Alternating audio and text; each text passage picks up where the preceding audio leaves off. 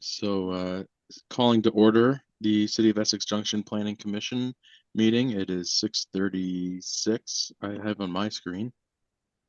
So first on the agenda, any changes or additions to the agenda that need to be made?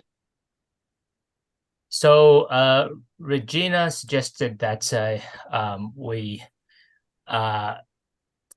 staff provide updates on the enforcement campaign on signs that we have started as of last week, and the related issues with the content neutrality and sign regulations in the land development code. I mean, this would just be I don't think we'll have time to delve into the details of that, but to at least uh, get us thinking about that. Should we just put that as F at the end? Sounds fine to me. Okay. Mm-hmm. Any other changes? Well, not changes, but under the member updates, I'll tell you what happened at the capital project committee meeting this week. And I assume Diane and I might want to say something about Municipal Day.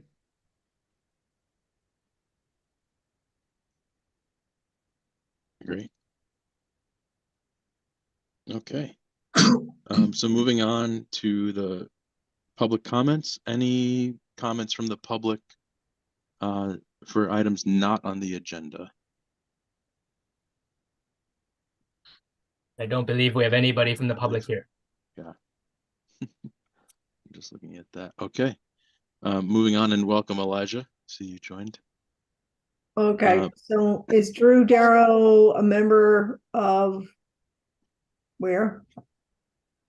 I believe it's Town Meeting TV. Okay, sounds good.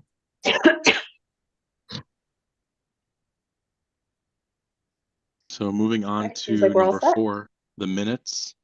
We need a motion on approving the minutes. I will make a motion to approve.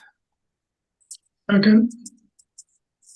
Any discussion on these minutes?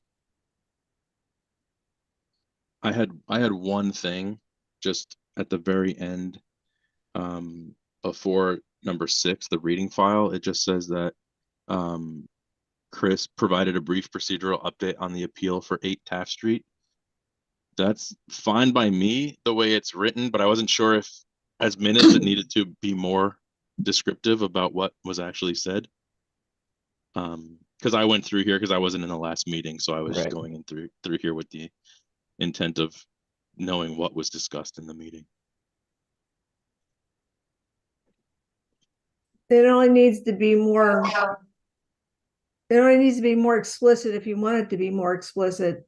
If you feel that's fine, it can go that way. It's fine. It's fine by me if everyone else is fine with it.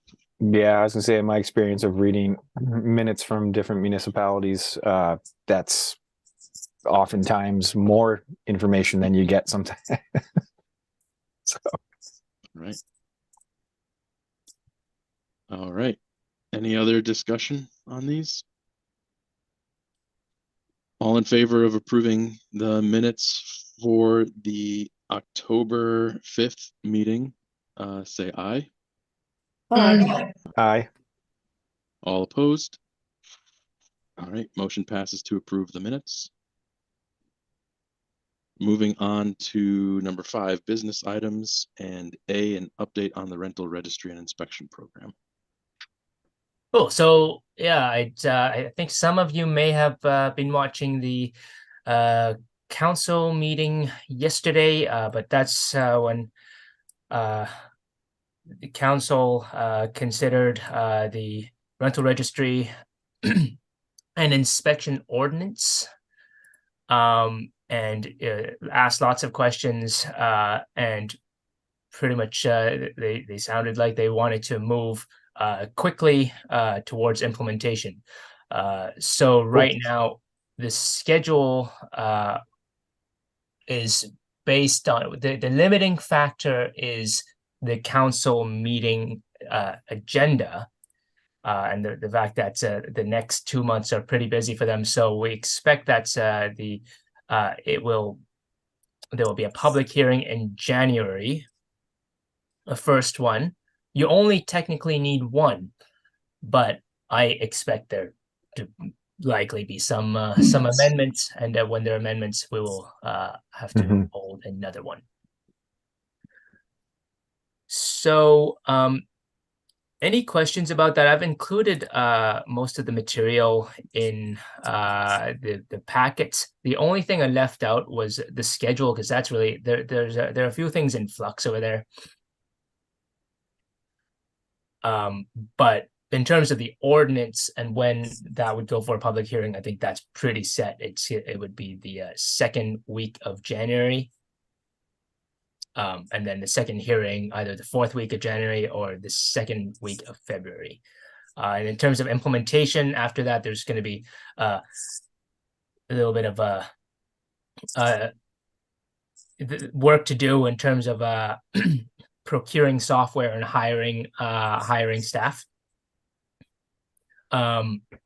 But if all goes well, in theory, we could be up and running within this fiscal year, and the registration deadline could be within this fiscal year. That means Wow. before the end of June.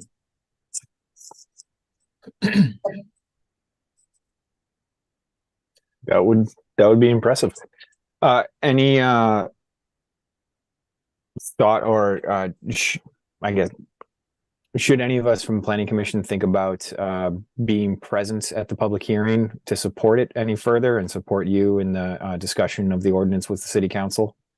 That would be fantastic. I think we will have more material available. Like at City Council, I didn't go through like a whole presentation. It was we depended on the packets, and it was kind of it depended on the fact that City Council had read it, but it wasn't really intended for so much for public consumption. I do think there will be more public attention at the next at the hearing. So it would be really fantastic to have continuity from when this whole process started.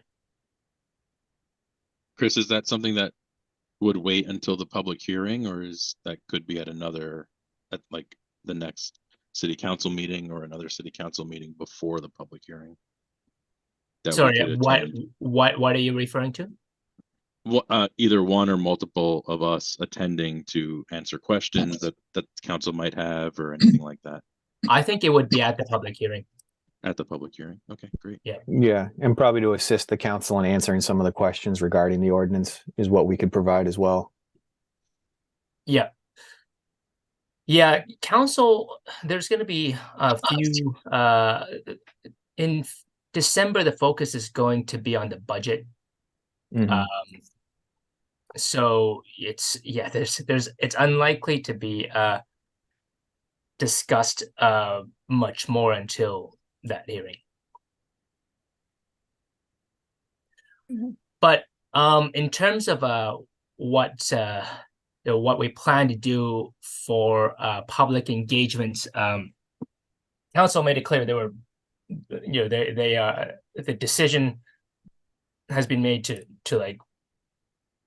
advance this project, and the focus for this for public engagement is really in outreach towards compliance. So and also so my focus is on reaching out to landlords, because they're the people who will ultimately be responsible for registering and paying, and we want to make sure nobody is surprised, and that if they have issues, that they bring it up now.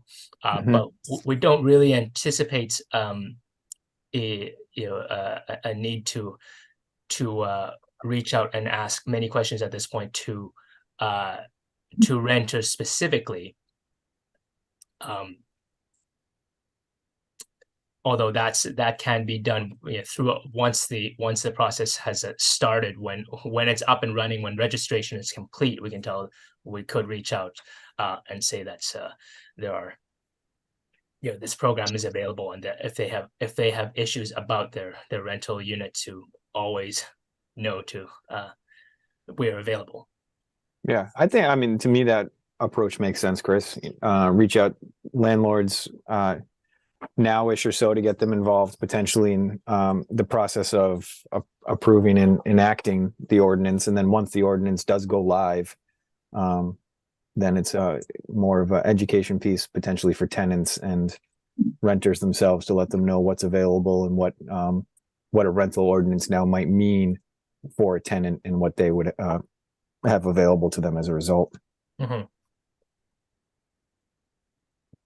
And if the information to the landlords could express the fact that what date is chosen for the first hearing, so that they know that they can input when they get this information in or at that meeting. Yep, that's definitely the intention. Well, I'd be happy to try and do my level best to be there on January 10th. Fantastic. Thank you, Yeah, Patrick. same. Oh. Thank you. Just a quick comment. I listened in last night when Chris did his presentation. And by the way, as I said to Chris beforehand, he did an excellent job of presenting the ordinance and also his budget and the timeline for implementation. And the council, as expressed by Elaine Haney, said they were very appreciative of the work that Chris and the staff had done, and also the planning commission. One thing that came up, though, that I think comes back to what Patrick, you've been saying over time, is whether or not there's some way to put together an incentive program for landlords who have more minimal revisions. We might have to have more substantive corrections or construction to their properties. And I think Raj brought it up, and he also mentioned that that we need to keep thinking about the possibility of a housing trust fund. So I think that that probably is going to sit, I assume, with the housing committee, not with us, but it's just something that we should keep in the back of our minds. The other thing that struck me last night, I've been advocating for a simple fee structure, and I think Andrew Brown supported that. The 115 as opposed to the disaggregated $40 one. But I looked at the major landlords, the 4 major landlords in the city, and it's a hefty burden on them financially. The one that has 455 properties, we're talking over $50,000 a year in fees. So I think that we should be aware that this is going to have some pushback, or at least questions about the benefits to landlords. And I think it's something to consider as we move forward. Got to kind of ride on your coattails. Along those lines of like potential pushback, there was a little public comment at the end of the presentation from the renter's perspective, primarily, one individual. And so I think that is just thinking about, like, and Chris, I'm sure that you're very aware of this, but maybe for us thinking about supporting and answering public comment, that there is also potential for, I think in our discussions, we've been talking about that this is really a benefit for all, but our primary concern is the health and safety, wellness of tenants. But, in a situation like you just described, Scott, where a large landlord, $50,000 a year, the concern expressed last night was primarily like that cost getting passed on to tenants. Right. And in already like a tight housing market where rents are high historically, another cost, like what are we doing in the city of Essex Junction? And so I think messaging is obviously going to be very important. And I think, but the council, but us as the planning commission, who are putting this forward to council in terms of supporting and answering public concern, I think it would behoove us to maybe just take the possibility of concern from the rental community and be, prepared to kind of answer those questions as well. In early January would be valuable. Yeah, and Elijah, thanks for that. I sort of tuned out that last public comment last night. I sort of had to leave. But the other comment that came up, and it comes back, I think, to comments that Patrick had about disincentives to developers to develop affordable housing. That comment came up as well in a reference to Governor Scott's press conference day before or whatever on the need for revisions to Act 250 and other mechanisms to improve affordable housing. So it might behoove the council to actually, as Elijah said, kind of think about these things and sort of think about responses before you walk into the room, so that they have some talking points, how they're going to address some of these things, because otherwise they might be blindsided. Also, I don't remember if we ever talked about this, but something we could also suggest to council is maybe incentivize, like reducing the cost of this fee for affordable units. So if it's an affordable unit, it's actually you pay less for it to register it. So that would reduce the cost on some of the larger landlords that could have a larger portion of affordable units. So I think that could be complicated. A lot of affordability there are multiple definitions of affordability. We could set another one, but we already have, there's already, and we'll talk about it a little today. Act 47's requirements for the extra story that's got an affordability piece to it. We're already trying to figure out how we even verify that. There's another definition within the land development code. And also, like related to that, I think a lot of the housing in like the rental housing in Essex Junction are, by that definition, by Act 47's definition, naturally affordable. And depending on what the rent distribution looks like, we could be losing out on a lot of revenue. And it's hard to predict because I don't know how much people charge. But there is, if we want to subset for something that that I think most people would agree deserve a break, it would be I think the nonprofit housing developments, the Cathedral Square developments in the West Street area. That's the only nonprofits housing development that we have.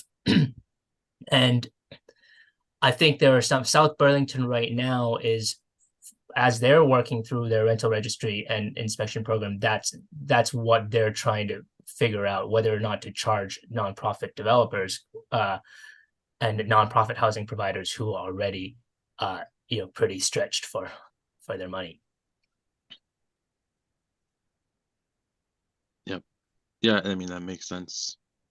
I mean, to be honest, you talk about the four largest landlords. They're dealing with this where they have other properties as well, so it's not uncommon for them to have to deal with this. I think the concern definitely, as I think either Scott or Patrick mentioned, is like the comment that the renters would bear the brunt of it. Yeah. So if we thought that option 2 would have more compliance, should we go recommend option 2 here? Well, I think I think City Council has already talked about this, and they seem to be strongly leaning towards 1 for simplicity. But if there's, this, I think option 2 remains a backup if it turns out there's strong reason not to go with 1. I think you should mention also, Chris, that option 2, as you mentioned last night, brings in less revenue per year. Yep. Yeah, that they're fully aware of that. I meant for us, not for. Yeah, I Right. mean, I think I'm in favor of option one.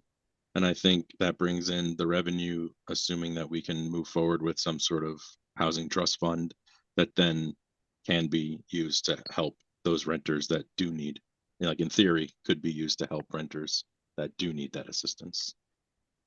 Yep. So I'll also mention that I learned recently from South Burlington that they were originally they were looking at this, 115, 120 range. But then when they started thinking about having a fee waiver for nonprofit housing providers, they realized they had to jack up the price for everybody else even more, and now they're sitting at 150, which would be, I think, among the highest I've seen. I don't think we'll need to go as far, but also I'm assuming some efficiencies with the way we've designed this program. Yep. Any other questions? Yeah, I just this is just, subjectively from your perspective. First of all, I want to commend you again for your presentation yesterday. There were a lot of accolades being thrown out, but this really, like, you did the groundwork here. And so yeah, just your ability to present it was not unexpected, but you did a great job. You answered all the questions from all the different angles when they came in eloquently. So I was continue to be very impressed by you and your ability to explain all the different parts and pieces of this relatively complex thing that is being moved forward. I was just curious. It didn't seem like, based on like the takeaway from like council, clearly was like they've been waiting for this. They're ready to move on this. The concerns or the questions or the clarifications they had don't appear to be anything that's really going to hold it up. They're just looking for more information, or in the case of like the question about software, which are we going to ultimately go with? It's just a question of what are we going to go with? We are going to go with something, moving it forward. I just kind of wanted to like do a pulse check. My impression was that like everything is going to move forward with this early January, likely. May or may not actually like realize it this fiscal year, but is that accurate in terms of like all the requests for you for more information, for clarification, given everything else that's going on? Do you think it's likely that information will be to council in a time frame that they actually are able to like move this forward in the way that they were kind of projecting yesterday, without you having actually been able to do any of the research or clarifications? So first of all, thank you for those comments. I'll also point out that Jennifer did a big part of the data analysis and map making for the rental units data, and she did a fantastic job. So yeah, that's my read of it as well. It is always possible. I think we are entering a critical stage here where like if there are any fatal flaws that could prevent this from happening, they will figure out very soon.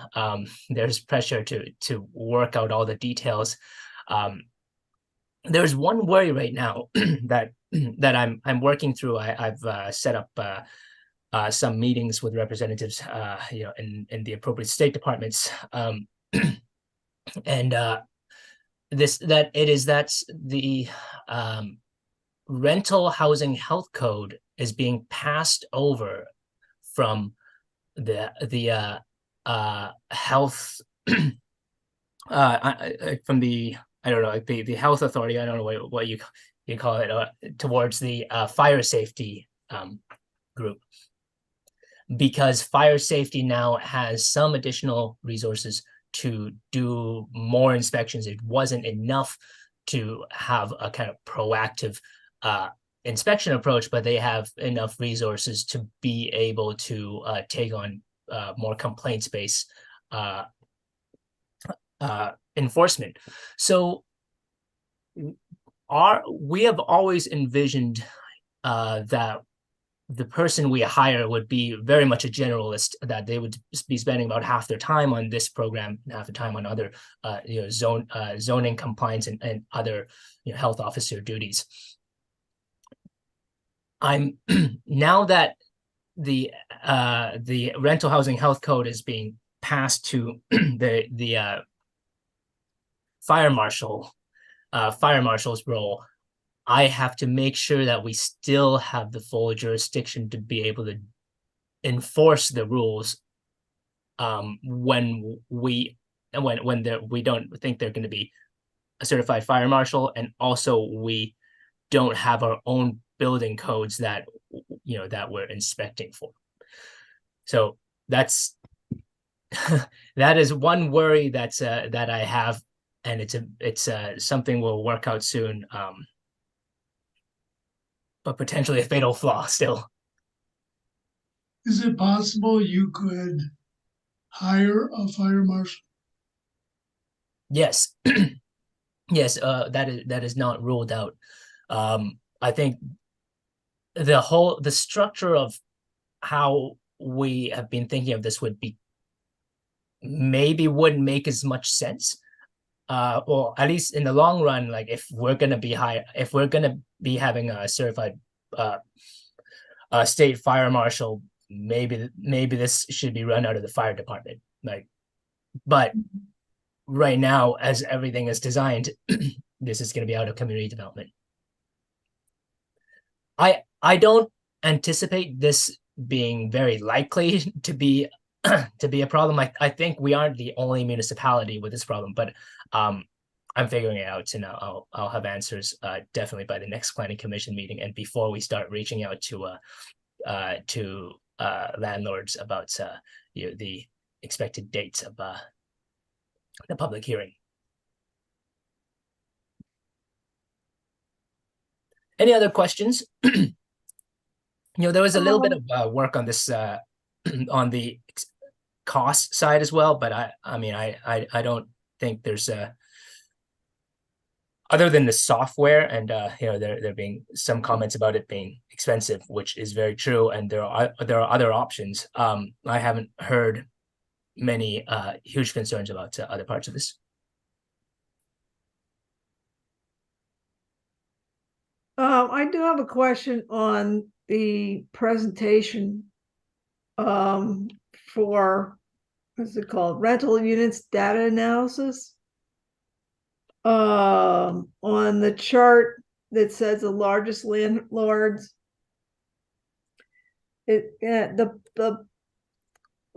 bottom it says by unit count, the largest landlords are listed above owned combinations of properties totaling 58.1% of all rental units.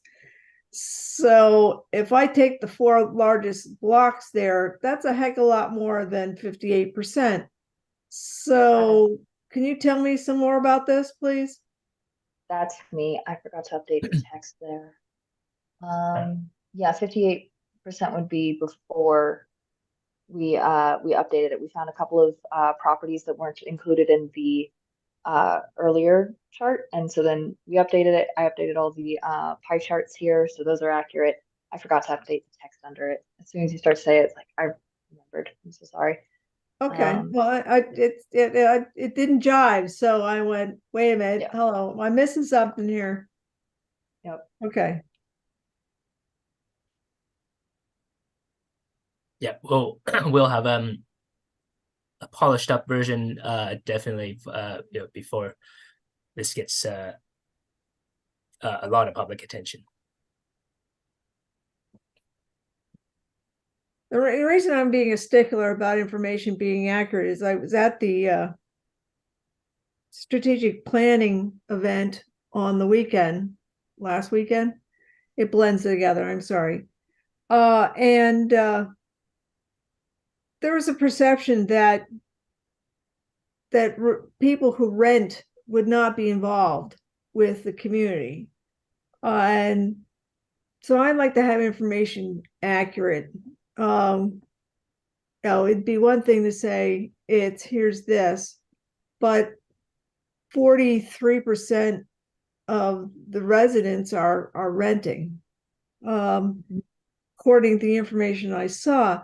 So households, not so we don't know how the household sizes compare. okay, household, 43% of the households, right? So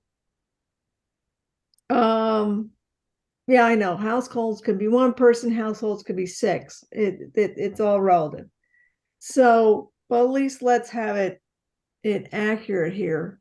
And because I'm finding that people are looking at electronic media. Some of them like to chat on Facebook, and some of it's not quite accurate, but at least let's have our side accurate. So that if they start misquoting, at least we can go and say, wait a minute, what day did you go there? You know, and whatever. Hey, if you ever written master's theses and things, you always have to say what time I addressed the net and what time of day was it. You remember all that fun stuff? Okay. Yep. So we have to do that same fun thing. It's like, what day did you look at this? So because our landlords are probably going to take a look at this too. Certainly. You know? Yeah. And thanks for pointing it out. We might have overlooked that and not found it if you didn't point it out. We got enough can of worms. We don't have to add any more. But let's have the best worms showing. How's that? So that was my question on that. The presentation looks good. I like the way it's formatted.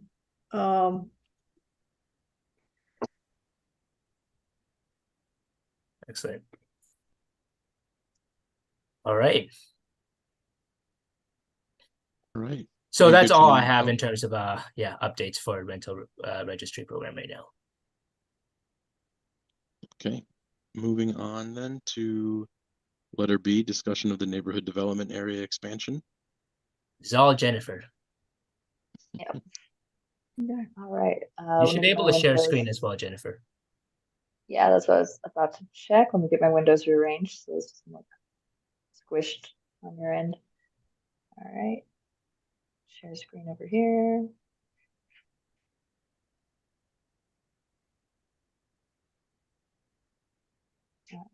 Squiggles. There we go. Can we all see the map with the squiggles? Yes. All right.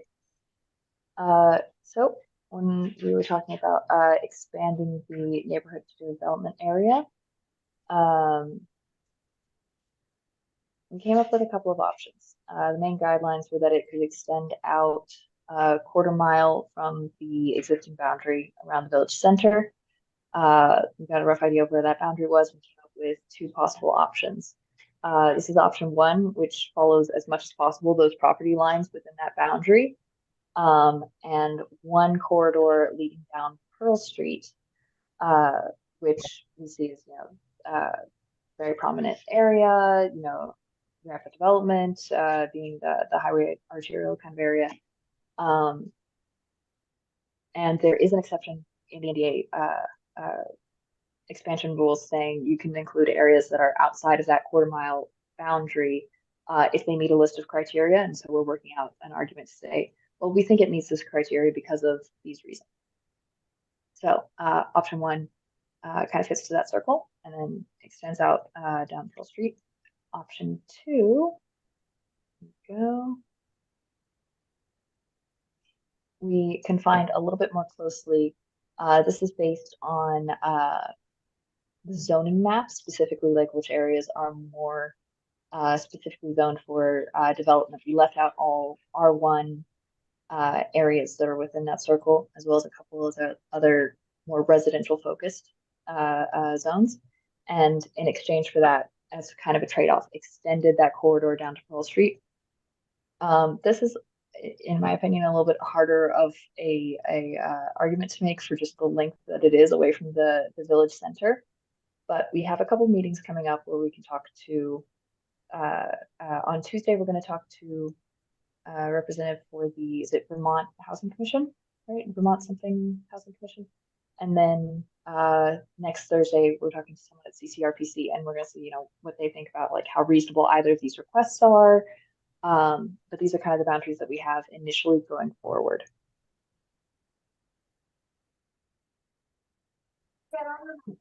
Did you guys speak with anybody at Department of Housing and Community Development about these boundaries?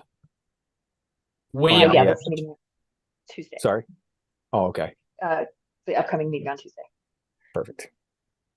Mhm. I think they'll give you the most, I think, clarity on it, and be and honest with them as to what the purpose and idea of it all is. I mean, and they'll explain all the benefits really well as well. I hope you're like Richard Amore or Gary Holloway. Yes, Yep, we touched perfect. base with Richard, and he redirected us to a slightly more relevant contact. I don't remember the name off the top of my head, but said like, Okay. hey, this is the person to talk to. So Perfect. yeah, very helpful. Well, what's So- the possibility of having two neighborhood development areas? Can we have two of them, or are we restricted to Oh. just one? Well, it's an add-on designation that's related to our village center designation. And basically, if by default you are supposed to be able to go out a quarter mile out from the edge of the village center designation, or if you happen to have a downtown designation, you can go out half a mile out. We don't have a downtown designation, and it would, maybe one day we'll get one, but we don't have that at this point. So technically, we are only supposed to go a quarter mile out unless there are, special circumstances. I would note though that if we don't include the R1 and R2 zones, like basically this option, the total area is actually probably smaller than what would have been allowed if you just did that donuts around the VC designated area. So I mean, I'm hoping that they would be receptive, but they could be strict. So, but Yeah, I think they probably will be receptive and understand the argument, but they might be limited by what they can provide based on statute. And we're expecting that going into this discussion of like, hey, here's some ideas that we have in mind and our reasons for doing it, and then reason with them out what they find reasonable. We might have to reach a compromise that might be somewhere between these two. We're not sure yet, but based on our understanding of regulations going forward, we think that we have good arguments for either one of these, and we're just going to kind of approach it and find out what the experts have to say. What are like the top 3 benefits to the neighborhood development area? So I have gone online and I looked at kind of like what's listed there, but like from your opinions, like what are the main benefits for having this? I know. Jennifer, do you remember them? Not off the top of my head. I usually have to have my cheat sheet open. Let me see if I've got that. I remember one of the things, and this isn't one that I would jump to, but one of the ones that I remember off the top of my head was that it was reduced fees for certain kinds of developments or development applications or something like that. And that wasn't really an important one, just the first one that comes to mind. I know that they get There elements are in these areas. reduced Act 250 regulations. Yeah. Which is a big one. Reduced fees, and then they have more leeway on those regulations around Act 250 stuff. I think they get So, extra yeah. privileges or something similar. The main, like one of the reasons I'm asking is because obviously the donut has more of that R1, but if in R1 we're limited to fourplexes, let's say, and more of the development that would benefit from this would occur on Pearl Street or up that chunk, like maybe it's okay that it's less area if that area is going to be utilized in the way that would benefit from this designation. That's I'm just certainly what curious, I'm like, thinking. Yeah. yeah, Yeah, and just from my experience from working with them, they probably would agree with you based on the geography, but they might be limited based on the way that the statute is written, because the idea of it is also to try and concentrate development and reduce sprawl. And having that Yep. one little corridor stick out on a map, it looks like sprawl, and by definition, it's outside of the quarter mile. But in reality, when you visit the site and you look at it, you're like, it's really not. It is actually the transit corridor. Right. Functionally, it would probably, you would be getting, a better non-motorized, non-car mode share if you develop there instead of the Yeah. R1, R2 areas. Okay. Any other, I guess, are there any other thoughts on the trade-offs, as we talk to them? I mean, maybe there isn't much choice. Maybe we're just going to be talking to them and taking whatever we can get. But are there any preferences, any thoughts on this? Oh, I looked up my cheat sheets and I can answer a little bit more about how these developments around, or the benefits of developments in DA areas. So exemption from land gains tax, limitation on appeals of conditional use for permits for residential development. Municipalities receive priority consideration for state grants. Yeah, this should be. Yeah, and then other stuff about Act 250, miscellaneous ones. Yeah, pilot downtown and village center tax credits, things like that. yeah, I guess. Oh, sorry. Go ahead, Elijah. Thanks. Sorry, Hill. This is probably would be a non-issue, but just because Act 250 is a thing, and is just like looking at the watersheds in the city, would there be any value one way or the other in terms of, I mean, we're not going to get like a huge waiver if there is like a serious environmental concern, but like, I don't know, just thinking about like how water moves through the junction. I don't know, that might just be like do a topographical overlay just to like before talking Actually, to some overlays. Sarah CPC, but I don't know. I'll share screen again across some overlays. I just have to keep flipping back. I'm used to having my two screens set up, and I'm just reduced to the laptop. There we go. Yeah, that one's for historical centers. Which one's this one? Transit. Yeah, so this one is based on a map from, I think, the comprehensive plan, specifying seed as bodies of water. I gotta keep moving this around here. I know I had one that had something to do with flood risks. Oh, there we go. This is, yeah, bridges, roads, special flood hazards, annual chance flood hazards. So kind of just pointing out the areas that are more at risk. But this is also from 2014. And I think there's another tool that we ran into recently that specifies, it's more on the side of like roads that are at risk in cases of flooding.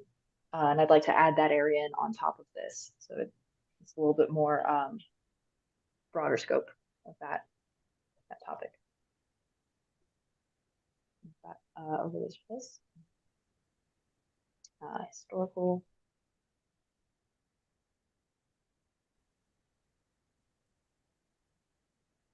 Things. I keep slipping past this. I mean, is it possible to sell, the historical piece, because that really is why there's that development on Pearl Street, is because it's historically where our predecessors went is down Pearl Street toward Burlington.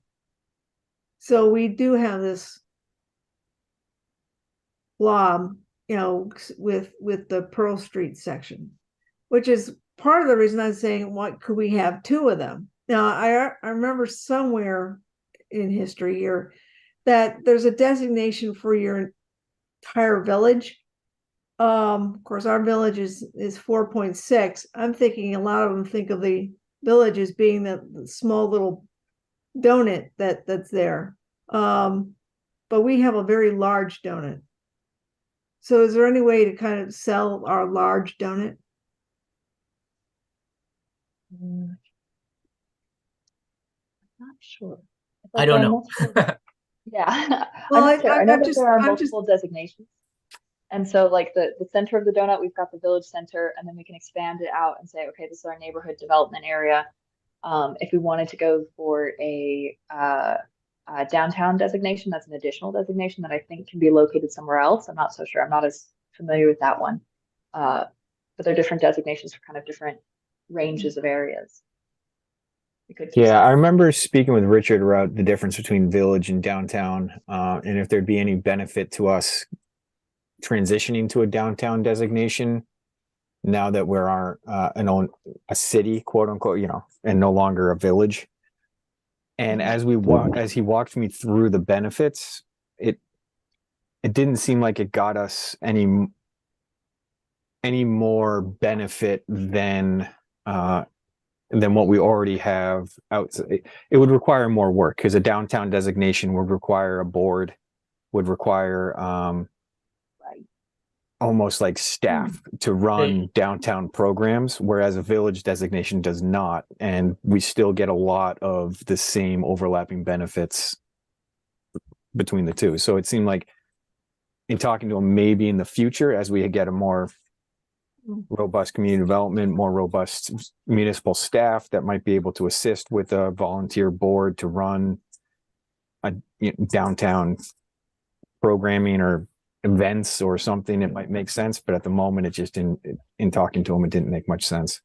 So two things about that though. The downtown designation gets you the quarter mile. I think the quarter mile buffer, the half mile buffer, which is I think where you get the most value out of it. It's in the even though the village center designation and the downtown designation by itself is kind of similar, the neighborhood development area is still very powerful. In fact, one of the things, the benefits of the NDA is that the priority housing, including the mixed income projects, are exempt from some Act 250 regulations within this area. So I can see, especially, once you get to, we've got the TOD district here, but if you can cover the highway arterial district as well, that's there's a lot of potential for mixed income development there that we could get a lot out of, I think.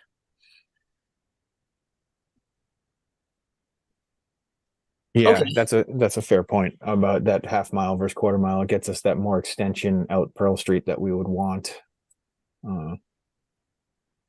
Yeah, unless they give it to us anyway, which I would be totally happy. And just to answer your question, Diane, a little bit about having two NDAs within a municipality. They like them to be continuous and they like them to be attached to the downtown area. I can just speak from a little bit of experience in the town of Shelburne. Has a really large housing development going on along Route 7 near the Automaster, where the old Days Inn property is. And that whole project is obviously very far away from Shelburne's downtown village center. And they applied for a neighborhood development area for just that particular project because of the large number of housing units that are to be built. And the NDA got denied. Bummer. Because it wasn't continuous to the Shelburne Village Center. But ours it's attached. Well, but I'm just saying they wouldn't want two. It would need to be continuous. So you wouldn't have two separate. You would need them to be attached in some fashion, some way. Yes, I'm familiar with the Automaster area down there. So just to give you a little background as to in that essence, from that perspective. All right. Any other questions discussion about this? Oh, sorry. I was just wondering if there was any other questions from commissioners about the NDA expansion efforts. No, I say grab whatever inch or foot that they'll give you. And Yeah. if you guys are agreed. meeting with them and you need some additional support, like I said, I work with them often, so I have a good relationship with all those guys. Happy to sit in meetings and join you if it's appropriate. Great. Yeah, I was just going to mention something I forgot to mention earlier, and that is that the qualifications, or sorry, the meetings where they determine whether we get the designation or not are monthly, and we would need to submit it by the first Monday of the month to be considered for any given month. So if this makes good progress, we might be able to apply for it as early as December. I believe it's December 4th is the first Monday. Otherwise, it'll just get pushed back to the new year.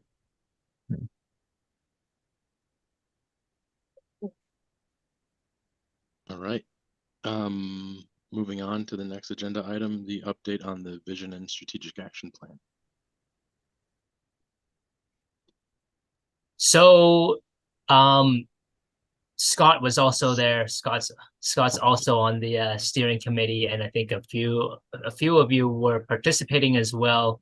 My wife is running a blender in the background, so maybe Scott, I'll let you speak to this one. Can't hear it. Don't worry. Can't hear it at all. Yeah. Oh, I see. Okay, so yeah, there was the think tank event that happened over 2 days, Thursday and Saturday. We probably had about 50 people each, but maybe half of them were, board members / staff. So in reality, maybe like 20, 25 members of the public. But I think there was fantastic discussion. I would encourage you to take a look at the results on the website. Yeah, the method was very interesting. Of how they asked the question,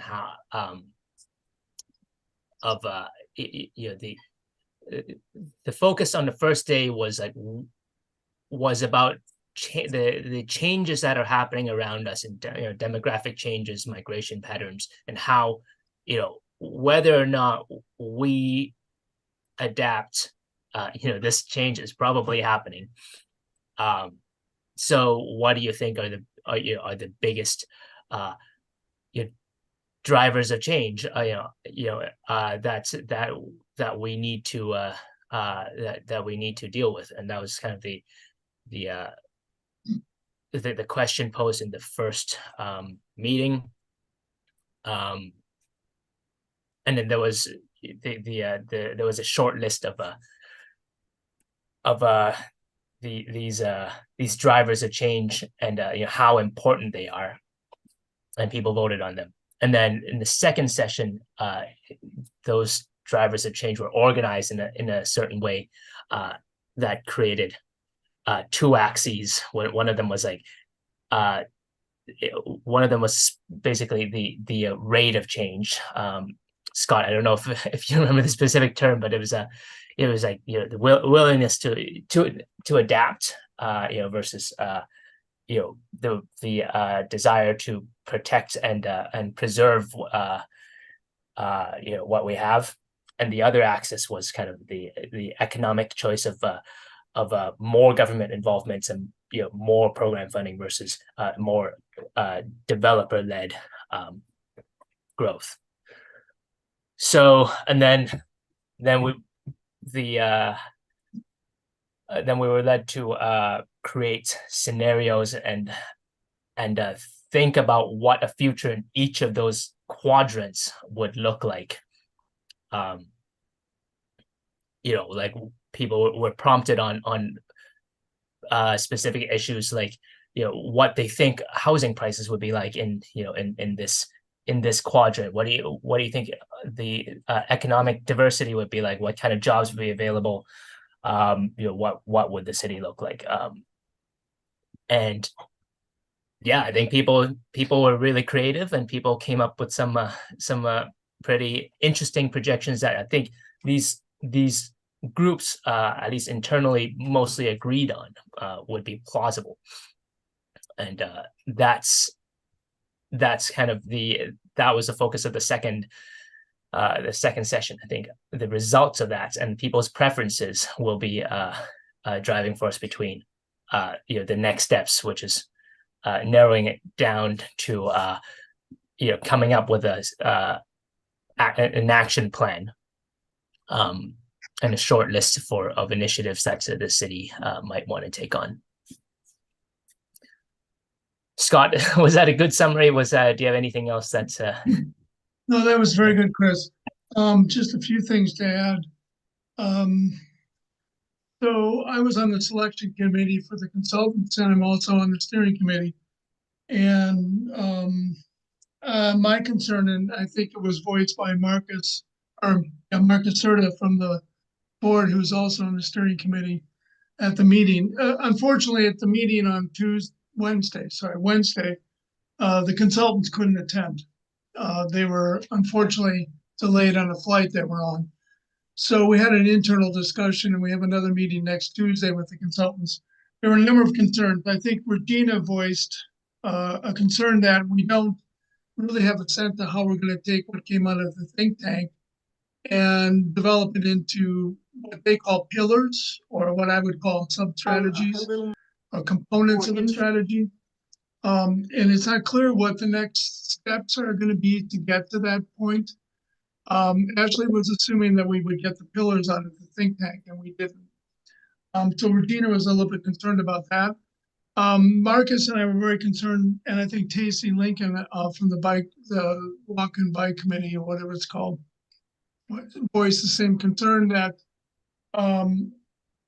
we weren't really clear how we're going to do these activities. There's what they call the charrette. It's now been changed to community future visioning, I think, which is going to be coming up on December 9th.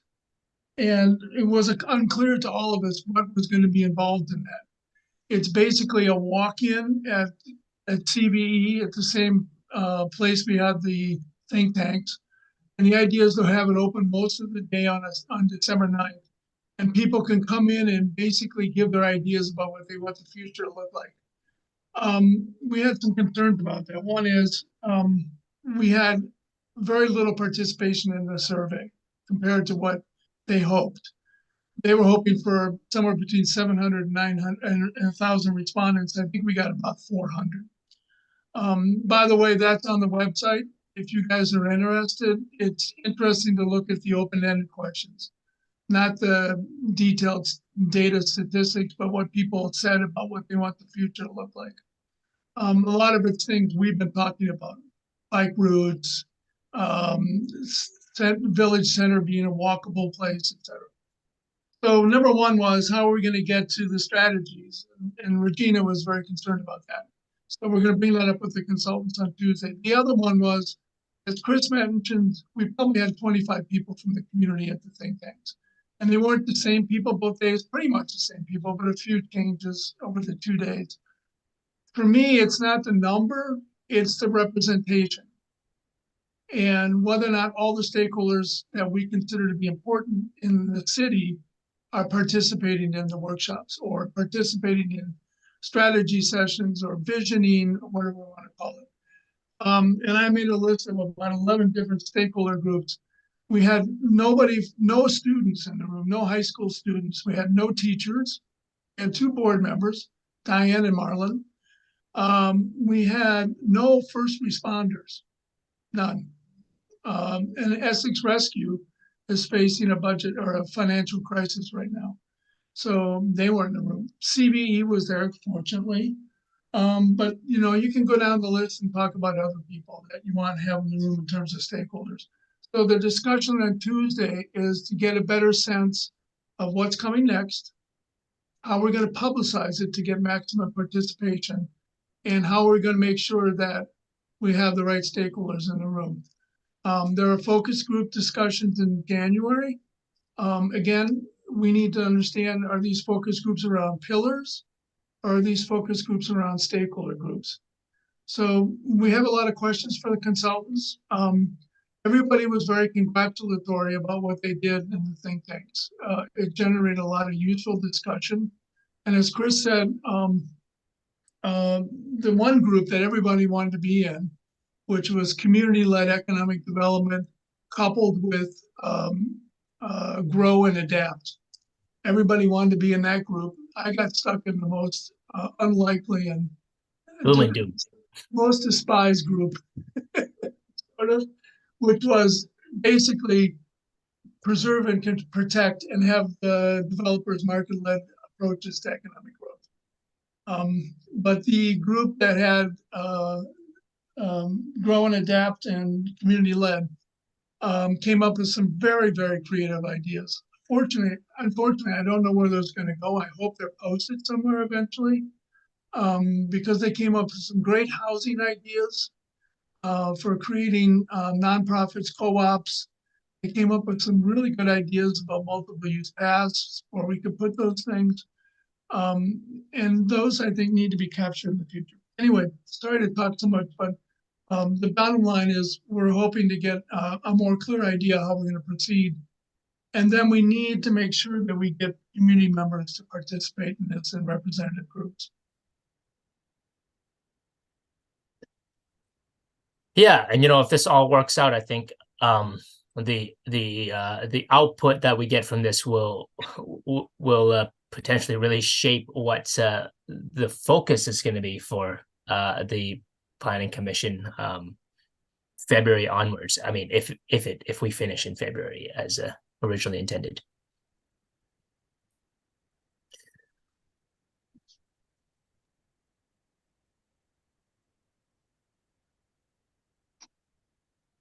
That's all I have to say about it. Oh, we got the cat back. I was going to say that makes for a very nice shawl. So cute. Yeah. Do you wear the cat out? No, he doesn't go outside. He's an indoor kitty. Can't get his real. Right. There's his face. Okay. There you go. Yeah, keep going, Phil. Just talk over us. Moving on to D, discussion on potential Act 47 affordable housing verification requirements. All right, so the background behind this is that we were probably among the first municipalities to adopt this part of Act 47, S100, Act 47 housing bill, the part about how if you meet affordable housing requirements, which are not very, the bar is not super high, but it exists. You can get an extra floor. Now, this was originally supposed to it kicks in for everybody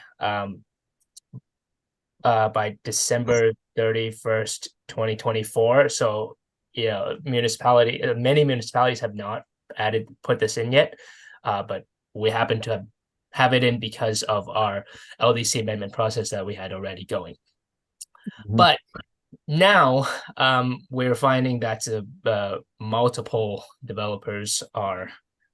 projects are coming in and asking for the 5 stories.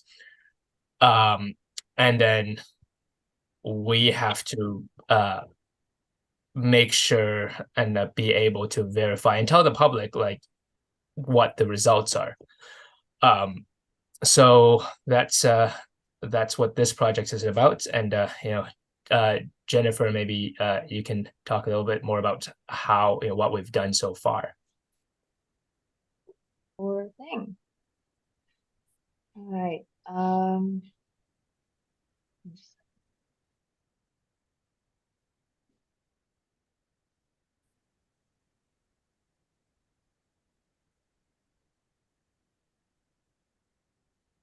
Sorry, trying to get all my notes straightened out and everything. So for affordable housing verification, we had a meeting earlier today where we talked to a couple of people in a couple of planners in South Burlington. Regular Burlington. Oh, regular Burlington. I bet. I'm still getting that straightened out. And I've done. I don't think I've ever heard it referred to as regular Burlington. That was good. I'm getting used to the place. I've actually only been into Burlington or the Burlington area 2-3 times total. It's on the up and up. Yeah. But anyway, yeah, so we talked to a couple of planners about what they're doing, what they're implementing to kind of get an idea. Part of it is that if a development qualifies for the Act 47 specifications to be an affordable housing unit, they have to price their units in a certain way and maintain that they have is it 20% units? No, wait, that's Act 250 stuff. That they have a certain number of units that are affordable for 15 years. And Act 47 recommends a covenant or similar style agreement. So we talked about it, like, yeah, covenant would probably be the way to go. And then for verifying that landlords are actually maintaining this and pricing units affordably, we would probably require well, the people in Burlington, what they do is that they request from the landlord a copy of the lease and also contact the renter and request proof of income. Oh, yeah, there you go. Yeah, because affordable housing units are based on 80% of the AMI, so that's area median income. Yeah, it is 20% of units. I thought so. Yep. Yeah. Yeah, it has to be less than 30% of the income, including cost of utilities, combined associated fees, all that stuff, for it to qualify as affordable. But anyway, they get the people in Burlington recommended getting leases and proof of income individually. They did recommend a way of calculating AMI because we'd be using HUD data based on Chittenden County area median income. And then from there, just 30%, but that's calculated based on household size. Whereas people in Burlington talked about the difference that they were calculating it based on units, so that they have an easier way to tell landlords, okay, if you have a 1-bedroom, this is the maximum price you can set that at and still be affordable for and that was assuming things like efficiencies would be occupied by one person, or 1-bedrooms might be occupied, like you use the calculation for 1.5 people. And so there's a slight difference for like how to arrive at that number and determine what is considered affordable, depending on if you're going off of household income, or sorry, household size or number of units. There's different ways to measure it. So we're still kind of working through that and trying to find what is the best way forward that follows all of Act 47, all of Act 47's restrictions. Yeah. So you saying Burlington uses HUD's fair market rental rates as their threshold? Not fair No, market. they don't even use those. No, and I was asking about that too. Of when do we use fair market? No, it's 80%. So area median income, that's 80% of the population, and then it's the median income within, like, oh, there you have it. Thank you. Yeah, so the median income of they Right. basically exclude the highest 20% of earners or whatever, and then calculate it based on the remaining 80%. And then that median income, it's rent cannot exceed 30%. Oh, So Burlington's experience is maybe a little bit different than what what we're after, only because they have, like, their rules are geared towards their own inclusionary zoning program. They have not figured out specifically how they will implement Act 47, the additional floor and the state requirements. We are working on that piece right now, but I do think it's similar enough. I think the pieces that we will likely take is that I think we will ask to see the leases. We'll definitely ask for to see the covenant and have legal review. But yeah, seeing the leases, seeing a list of probably, I think it would be fair to ask how many bedrooms that's at each of these rental units are, and we'll figure out if we can equate number of bedrooms to the number of occupants. household size, or Yeah. whether that's acceptable, or if we actually need to figure out and ask household size, that would be a lot more complicated. We're also hoping maybe the bar might be low enough that we can assume a household size of 1, and these developers will clearly meet it, even if it's like a 1 bedroom. Yeah, those things we're trying to work through right now. But I think we'll have a clear, more clear procedures that we'll recommend to the DRB, probably within by the next meeting, not the one coming up. Any thoughts on this though, or comments on what pitfalls we should look out for as we work through this? I think I brought this up. Oh, sorry, Diane. I think I No, brought go this ahead. up when we were talking about our inclusionary zoning, but like, what is the enforcement, the ongoing enforcement for these types of projects, right? Because you can obviously request it at the time that the permit is put in to get that extra floor, but the whole idea is these are affordable in perpetuity, and how do you continue to enforce these? I mean, I see the rental registry as a potential Mhm. way to enforce this ongoing, but just thinking about that as So these types of projects come in. I think it would be considered a zoning violation if if the condition of approval is that they meet these requirements for 15 years, and within these 15 years they stop meeting the requirements. The building that was built is no longer what was approved, basically. And it would be within our rights to issue fines, to my understanding. Right, but you would be checking leases every year for the 15 years. Right, and that's Yeah. we're talking about making procedures to like making the condition of approval that they submit a report every year for 15 years. Yep, I got it. And we're trying to work out the specific requirements in the report, like the reporting requirements. Yeah. I was going to add on to that. The other end of it is that the covenant would be part of it, that the covenant would have to be processed and approved as a condition of the building being approved. So if they stop following that, I just wanted to ask, wouldn't that have extra legal ramifications for breaking the covenant? So that also serves as an yeah. Somebody would have to sue for. And I think the covenant is mostly for the purposes of if the property changes hands within those 15 years, if they sell that property, the covenant will say that the person who buys it also has to honor this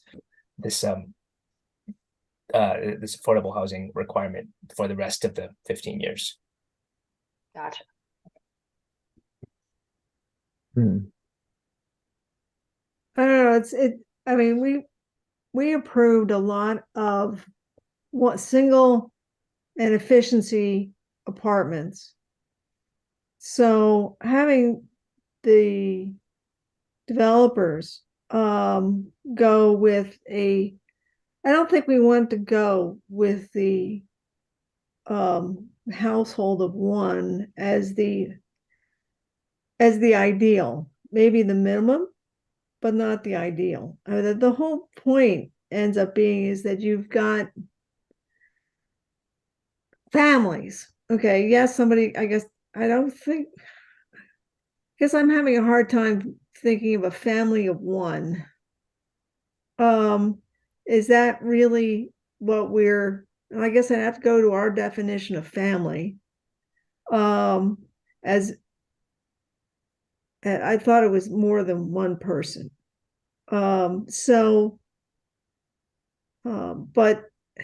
as to the breaking the covenants, well, we may have to put some money in legal and just break down and do it if they're, I mean, with the rental registry will have us keeping an eye on if those covenants are being enforced.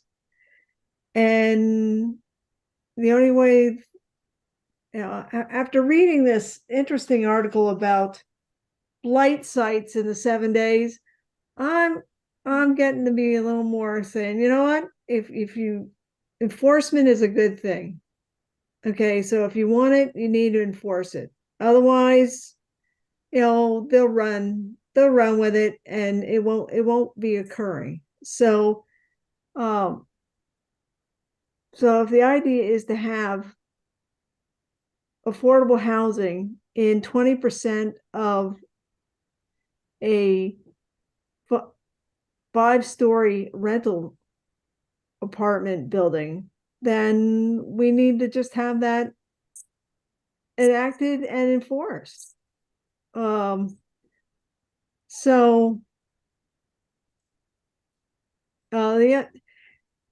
it by who's renting, well, that affordable formula is variable. I'm sure it's not the same now as it was 15 years ago.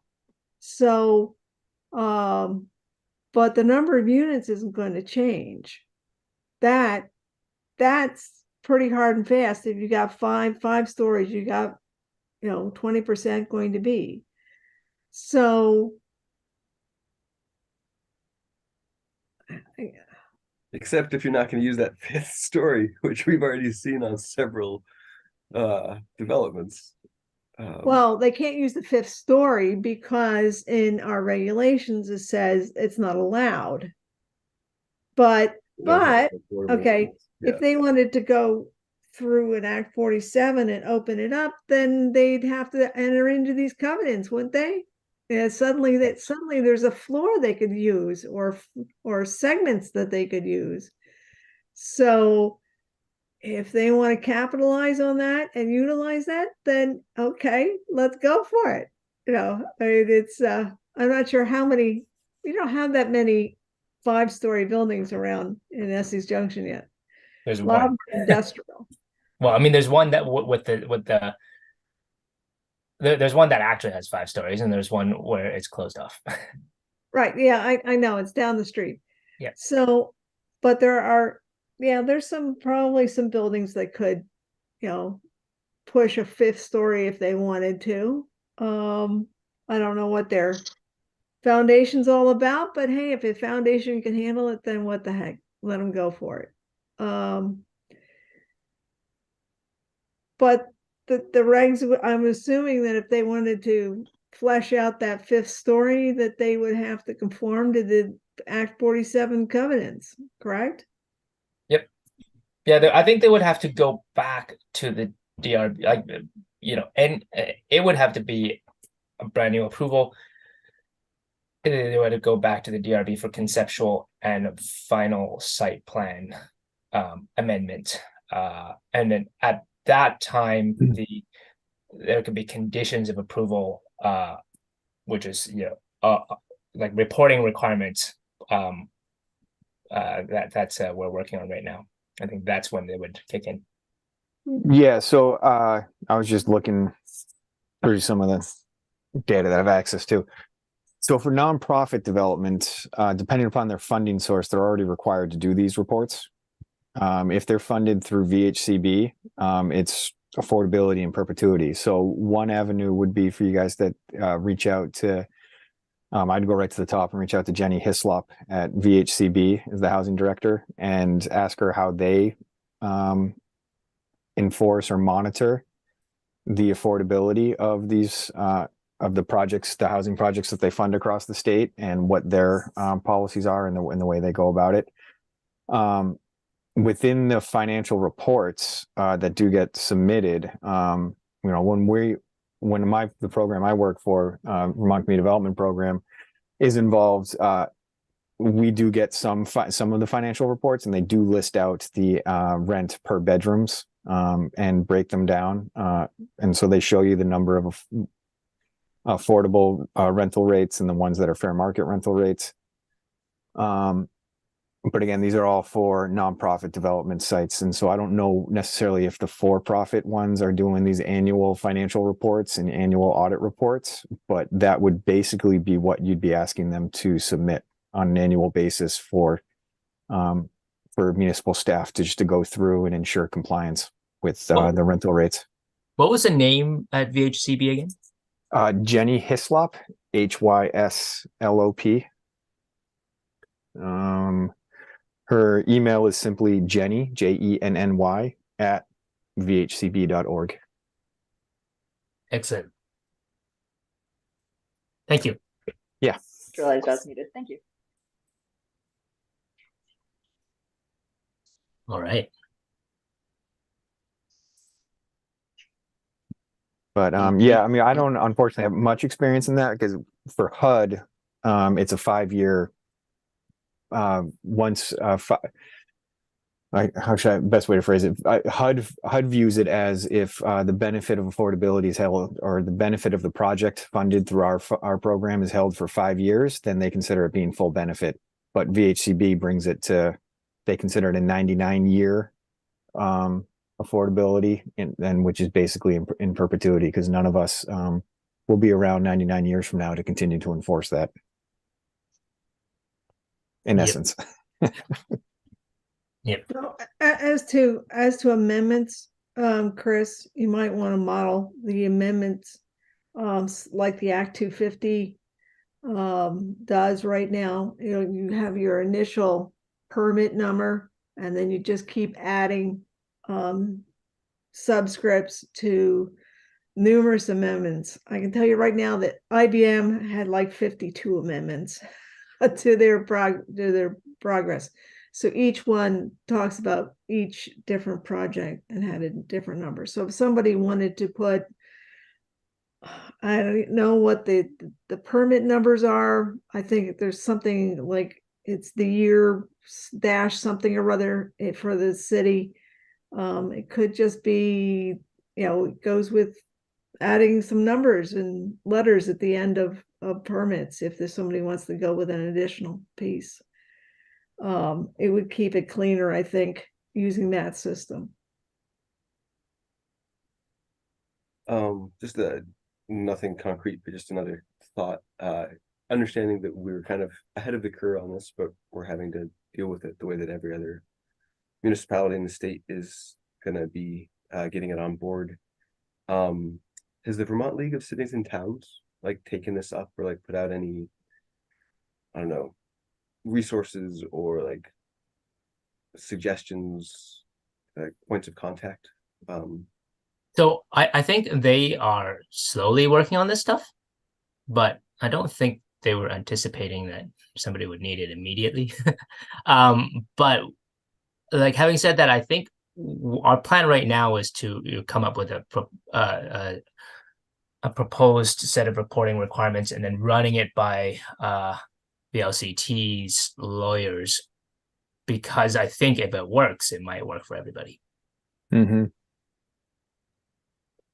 Yeah. All right. Yeah. All right. Ready to move on? Okay. Moving on to the discussion of future planning commission initiatives.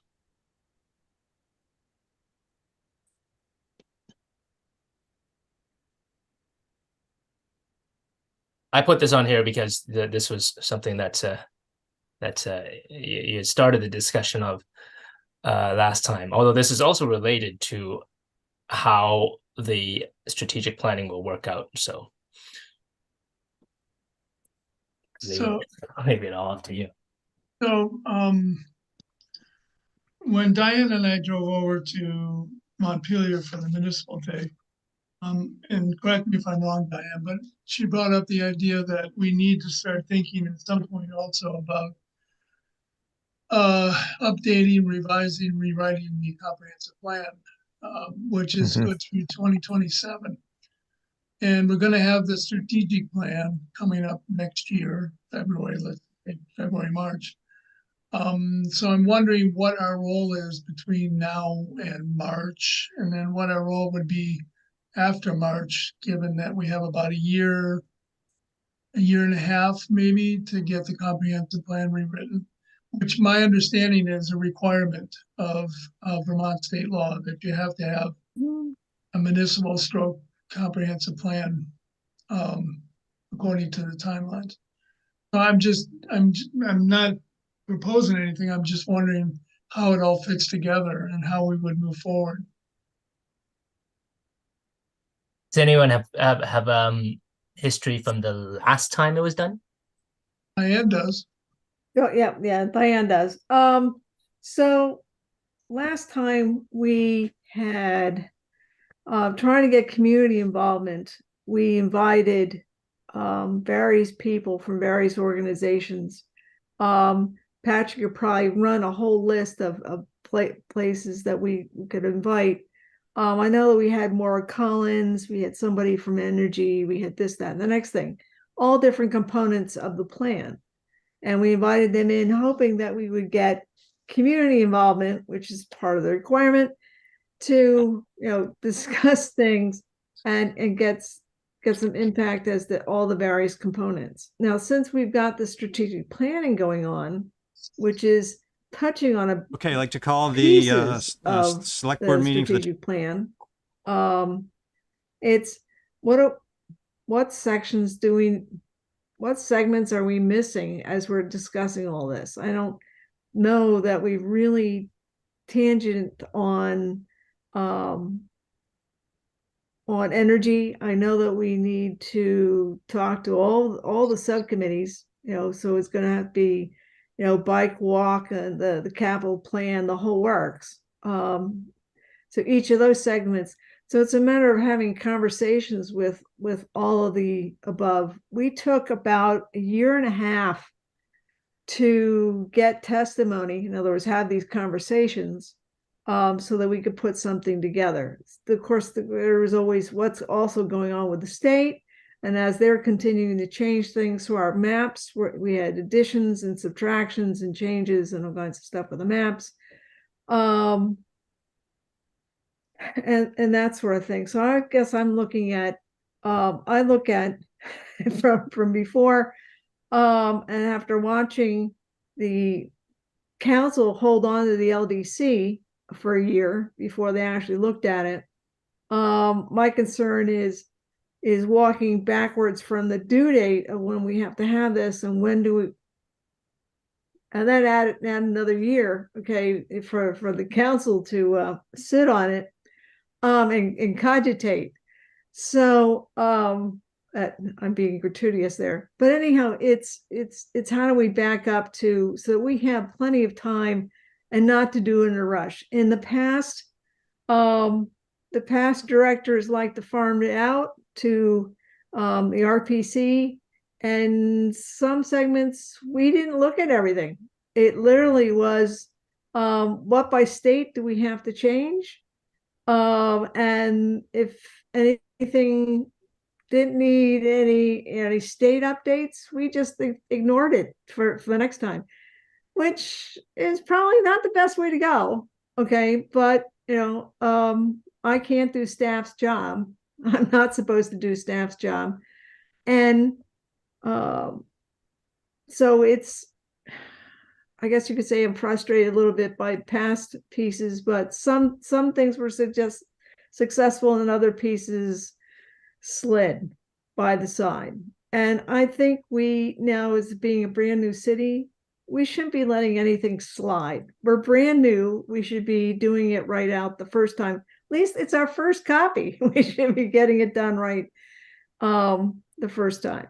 How it goes from then on, that's every 10 years or whatever it is. But I think we should do all the evaluation that I think the counselors and our fellow residents expect us to do. That's my 2 cents. So are we saying then, Diane, that we need to put together a timeline and start thinking about responsibilities and products that would be developed along the way, et cetera, et cetera. I mean, one of my concerns is the same concern I had with the strategic plan, and it's also highlighted in our comprehensive plan, is continue to explore and implement ways to engage the public. And it's been a topic of discussion by us and by the council for at least the last year. So, you know, if we're going to start talking about getting public involved, I mean, that's a great deal of work. So again, I'm wondering, okay, number one, do we put together a timeline? And number two, who's responsible for leading the effort? I'm assuming, unfortunately, Chris, it's your office that has to do that, but I could be wrong. Well, it answer your, it's, yes, we need to put together an outline, a checklist of what do we need to accomplish and when do we want to start accomplishing it? And yes, how do we get the public to visit? I mean, it could be as simple as coming to Zoom like we have here right now, okay? Or asking, I've been constantly asking people to write me a note, okay? Send me a note, send us a note. And tell us what your feelings are on things. But I'm counting on that they know something that we're up to. So how do we get them to know what we're working on? How do we get that information out there so that they can be informed and then inform us? It's that conversation piece, which is what takes time. Which is why I'm saying, yes, Scott, we need an outline and perhaps a timeline and who do we need to involve and that sort of thing. So I think it's never too early to start talking about this. The unfortunate part is I'm going to tell you, we should be already starting working on that because the backing things up. I mean, it's how do you say, hi, Chris, nice that we hired you. By the way, you know, a few months ago, we needed you to do X. And you're only just walking in the door. So we're not that tight. Okay, we've got a couple years. So in terms of public engagement, you know, one thing, and this falls in nicely with initiatives as well, that we've discussed in the past is stuff like a farmer's market, and should that be on the planning commission to assist in the organization of and administering and implementing such a thing, finding a spot within the city that could host it. You know, community block parties, is that something that the planning commission could take a lead on, assisting maybe the park and rec department or something like that, to throw a couple community events or something. But in that way, it also coincides nicely with community engagement where, you know, we can hold these monthly meetings, which we've been doing for planning before any of us were on this planning commission, been going on for years. And how many people show up on a monthly basis? It's just us. So we need to get in front of people and we need to be creative in doing that. And in my mind, one way to do that is at a farmer's market, at a community event, that we have to make a commitment to table and get in front of people and sit there as a volunteer planning commission. And if we're making a commitment to engage people, we sit there and say, this is who we are. This is what we're trying to do. Please have a discussion with us. And maybe we'll only have 2 or 3 discussions, or, you know, you might not talk to anybody the first time, but it's about, in some ways, it's about presence. It's about continually being there on over and over again. And, you know, I think in large part, most people, and I'm generalizing, sure, would appreciate a community block party. And those that do show up be like, this is wonderful. Can we do more of these? And be like, oh, great. We need a committee to help us plan these things. We're the planning commission. We could use some assistance. And just being there and just getting in front of people that way. I think, you know, that's just one thought that comes to my mind, but just in terms of community engagement, it's about how do you get in front of people, and what are different strategies we can enact to just get in front of people, to stand in front of them and have that conversation. Well, I will say that last time I sat at a table handing out tickets for the economic opportunity we have for Essex gets out.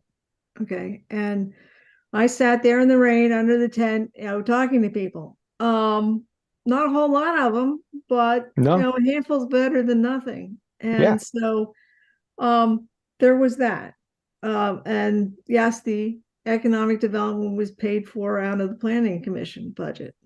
There's a block party that already exists. If it currently is going on, not sure where they are. I know that Bridget Meyer and Darby, oh gosh, what's Darby's last name? Mayville. Okay, were part of that. I'm not sure if it's still existing or where it goes. Well, I was but one of the there's my point, is the idea of not knowing where it goes or if it currently exists. And is that something we should try and push forward as a potential initiative, as a community development action that we could put forward as a planning commission? Because there's, I think, yeah, Patrick, go ahead. it got KO'd by COVID. Okay, it Oh, may come sure. back. Okay. Okay, so the farmers market, which I was part of the group that got it started off on its legs. Elaine Haney was also part of that. Lori Houghton, the whole slew of people that were part of the farmers market, and it ran for 8 to 10 years. I'm not sure why it folded.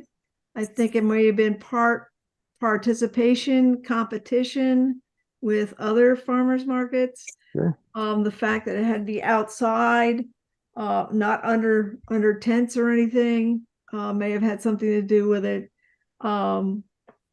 Could one get off again? I'd say let's look at how that might happen and talk to other markets again. So, but that's all I'm saying. It's it was an endeavor. Okay. For sure it is. Yeah, absolutely. So, but it's, But I see these yeah. things as, in part, they come and go, as you're mentioning, Diane, and it takes an ambitious group of people to push it forward. And COVID certainly drove a spike through a number of community events. And I guess all I'm suggesting or saying is, could it be a role, an initiative of the Planning Commission to try and upstart some of these things again, to try and corral a group of community members where we have a small steering committee that one of us sits on, or maybe we don't sit on, but we're able to engage, and maybe Elaine would be willing to do it again. I know she's an awful busy woman, but she does tend to enjoy some of those things and do some of those special projects. Who knows? But I'm just saying, like, it might be worth re-engaging in some of those conversations. I just wanted to say that the Pumpkin Palooza booth that was hosted by the city, Regina was there, I was there, Kristen was there, and Raj was there. I think that was it. And we probably engaged with about 150 to 250 people in about a 4.5 hour period. And Ashley says that they got 100 more surveys completed because of that interaction. So, I mean, that's an example of what you can do with these. Right. But my point, I think, when I think about it, is the strategy that's being developed by Future IQ and by the city should have a pillar in there, or a chapter, whatever you want to call it, or an underlying theme of building engagements and public participation approaches, or however you want to call it, strategies and approaches. Because, when I went around canvassing for this thing, there's no business association in Essex Junction, as far as I know. There's no way for business people to get together. And we have now a fair number of new American businesses in Essex Junction and the Five Corners.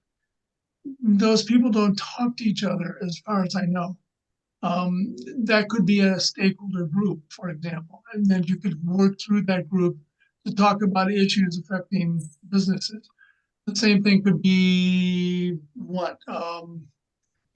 community block parties are great. I mean, so I have to Pleasant Street has a fantastic block party every year. Phil and Elijah, you guys put together a really good block party, and they have a bunch of other events. But these mechanisms are not formalized so that we can use them for outreach and planning. And I think the consultants would be well tasked to think about how to integrate that into the strategy.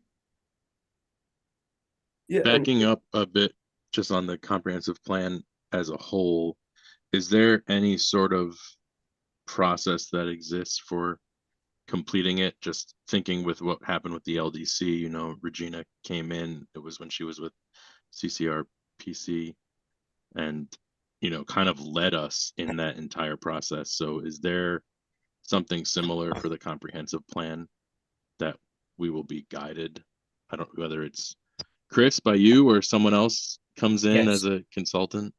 Yes, this I would have to say it is not something that is that has appeared on my planning horizon yet, but this is a good reminder that it is never too early to start thinking about this. The reason why I haven't even thought about how to move forward with the comprehensive plan update is because we have other related plan updates we have planning initiatives that are coming up that are ahead of it, including the TOD study that is now pretty imminent. I'm on the selection committee for finding the consultant for that, and that is something that will inform what's what would have to go in a comprehensive plan. But there is, a comprehensive plan update is, or can be, a little bit formulaic. The formulaic part of it gets you through the minimum requirements, and I think it is important to draw in the expertise from CCRPC to make sure we at least check the boxes. But we should be thinking beyond checking the boxes as well, of course.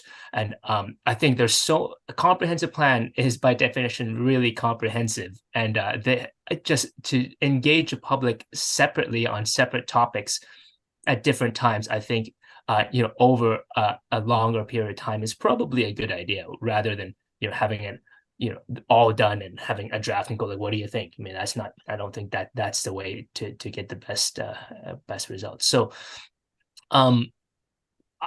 I would say, in terms of supporting your thoughts on this as staff, I mean, I'm always happy to do some sketching out of potential timelines, but to me it's a little bit early in terms of being able to put much thought into this, because I'm more focused with the TOD study right now.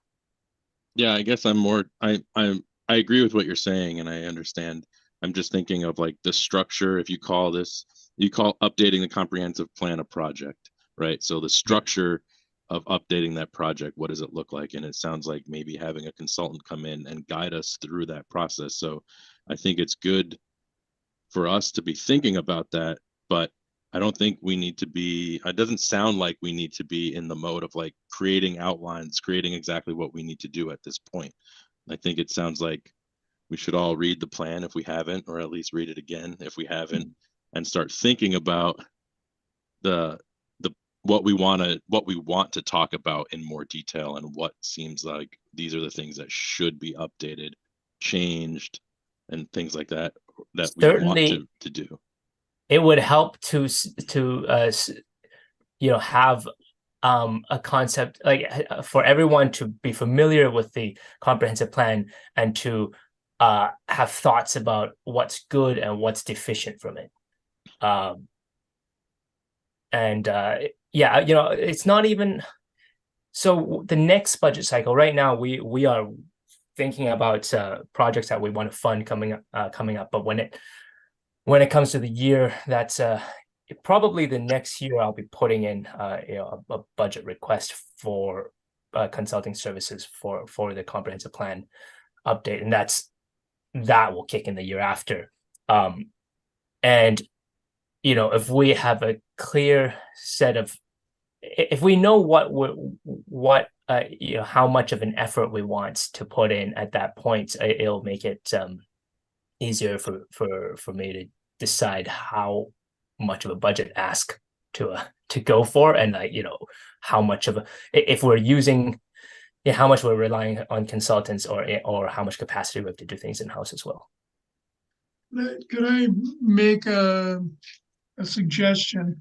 I happen to be talking to Marcus, and I think in the past couple of meetings, we've said that we wanted to have reinforce our idea to have a joint meeting with the council, planning commission council meeting. I mentioned it to Marcus the other day when we were sitting waiting for the consultants to come in, and there seems to be an interest by Marcus and Raj at least to have this meeting. Would it be useful to have this as a potential topic for a joint meeting with the council to talk about,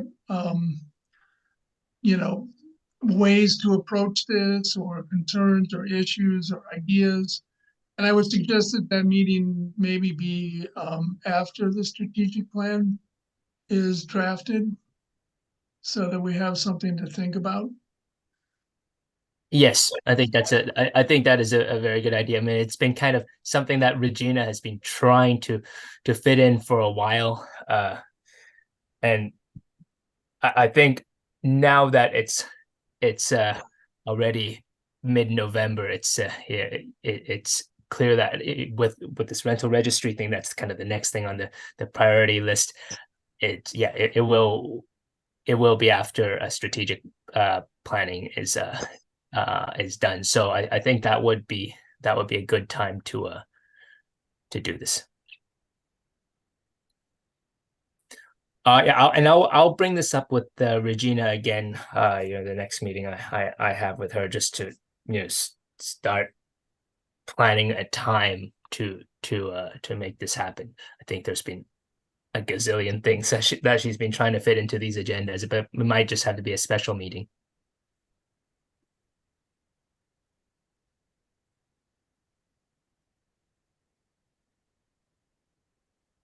All right. Any other? Yeah, I guess discussion on just that? one parting thought, that is understanding that we do have time, but it's never too soon to start. I feel like as we have been talking about community engagement since Scott and I came on as a group, I really appreciate the creativity around what new spaces or events could we create to create a space to engage with people. But I think it's like just listening to Scott talk about like the one person work he's been doing just around the current like visioning process, and like trying to like just like figure out like who are the stakeholders and where do we engage them. I think that as we all, like, if we just sat down and like spend a little time, and maybe we could devote just a little bit of time in one of our meetings to this, maybe before meeting with the council, but where are our existing spaces where people already congregate? You know, I'm sure we could each come up with like 5 in a minute. You know, sporting events or Pumpkin Palooza or the park, just as the park. Certain local businesses that we all pass through. So I think not to dissuade us from like reinvigorating a farmer's market or creating other new spaces, but I think that we do have, maybe some low-hanging fruit. We do have spaces and events that already exist that bring the community together, that the community engages with regularly, significant portion of. And I think, Scott, as you've kind of suggested, we need to be intentional about that, because there are certain spaces that certain segments of our community engage with more regularly than others.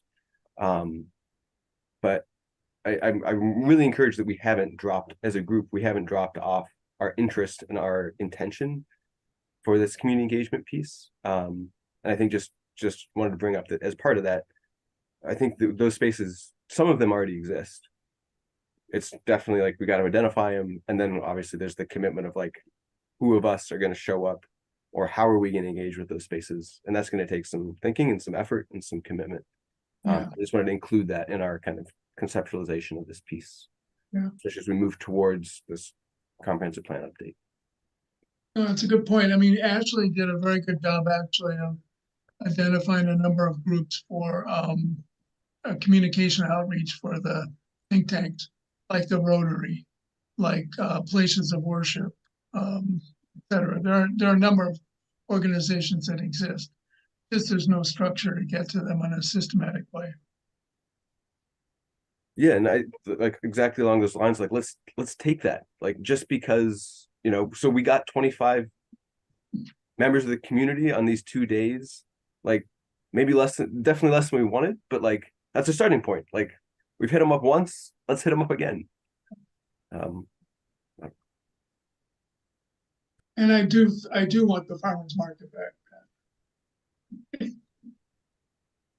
I miss it.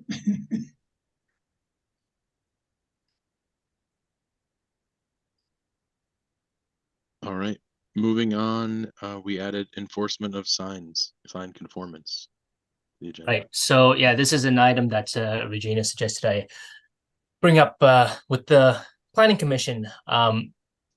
So partially at the direction of council, like there was definitely, we heard a lot of desire from members of council to beef up enforcement efforts on certain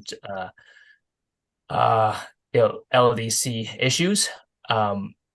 It wasn't there wasn't consensus on what the issues we should focus on were, but there was they definitely wanted there was a perception that we're the Wild West of in terms of zoning compliance. We heard complaints and questions about very visible issues like signage, and cars parking on lawns.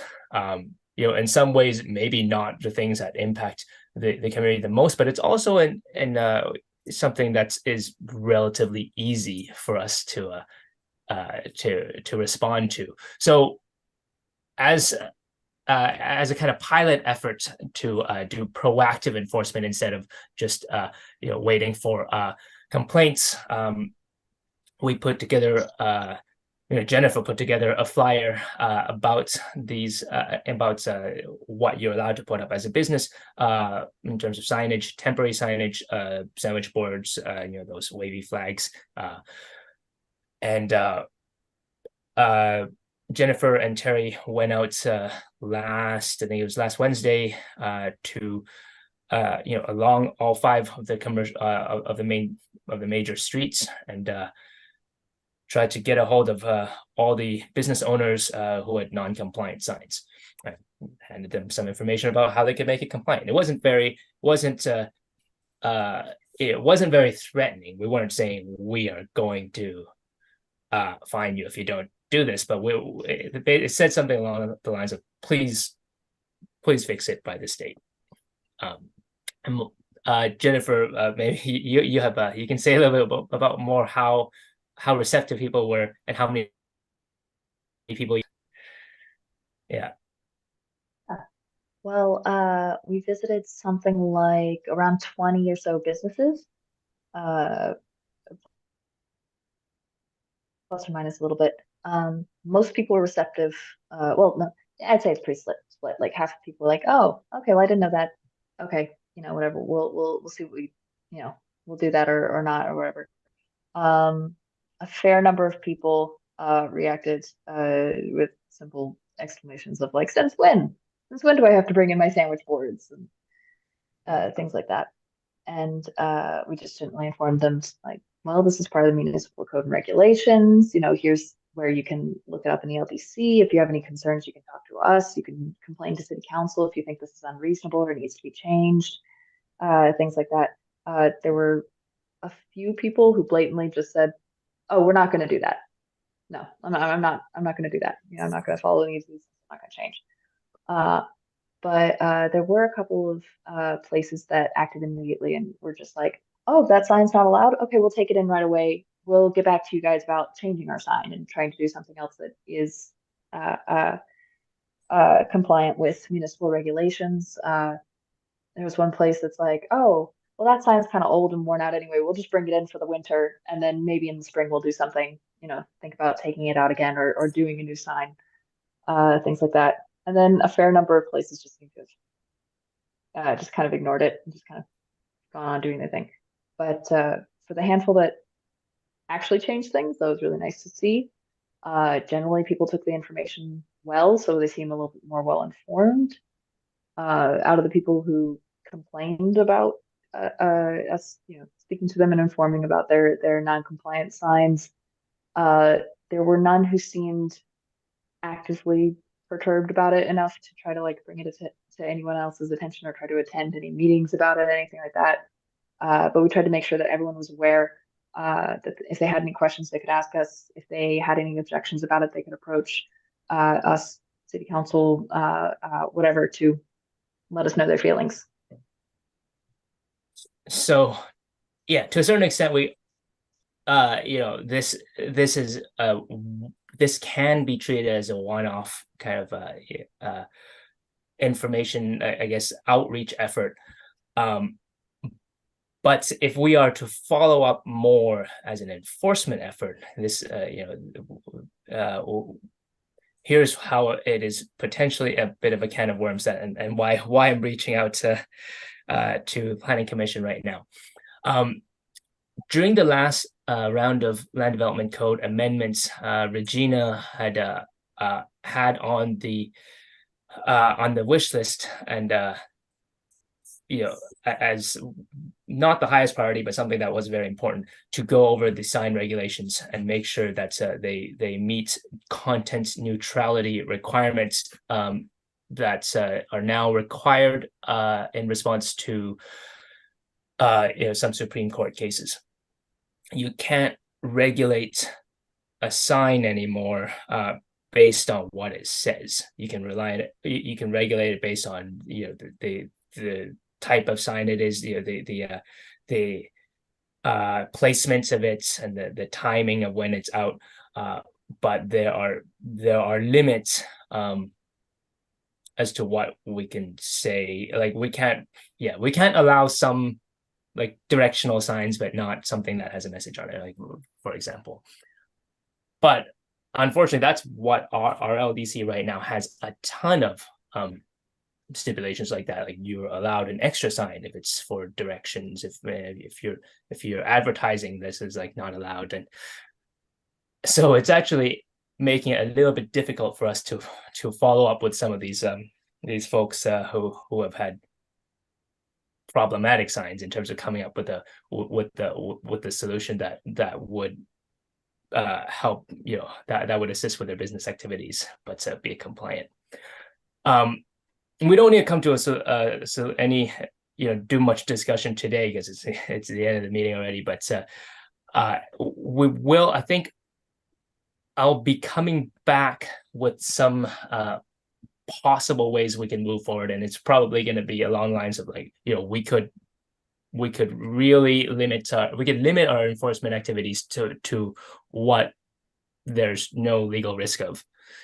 Like anything that has to do with content, we ignore.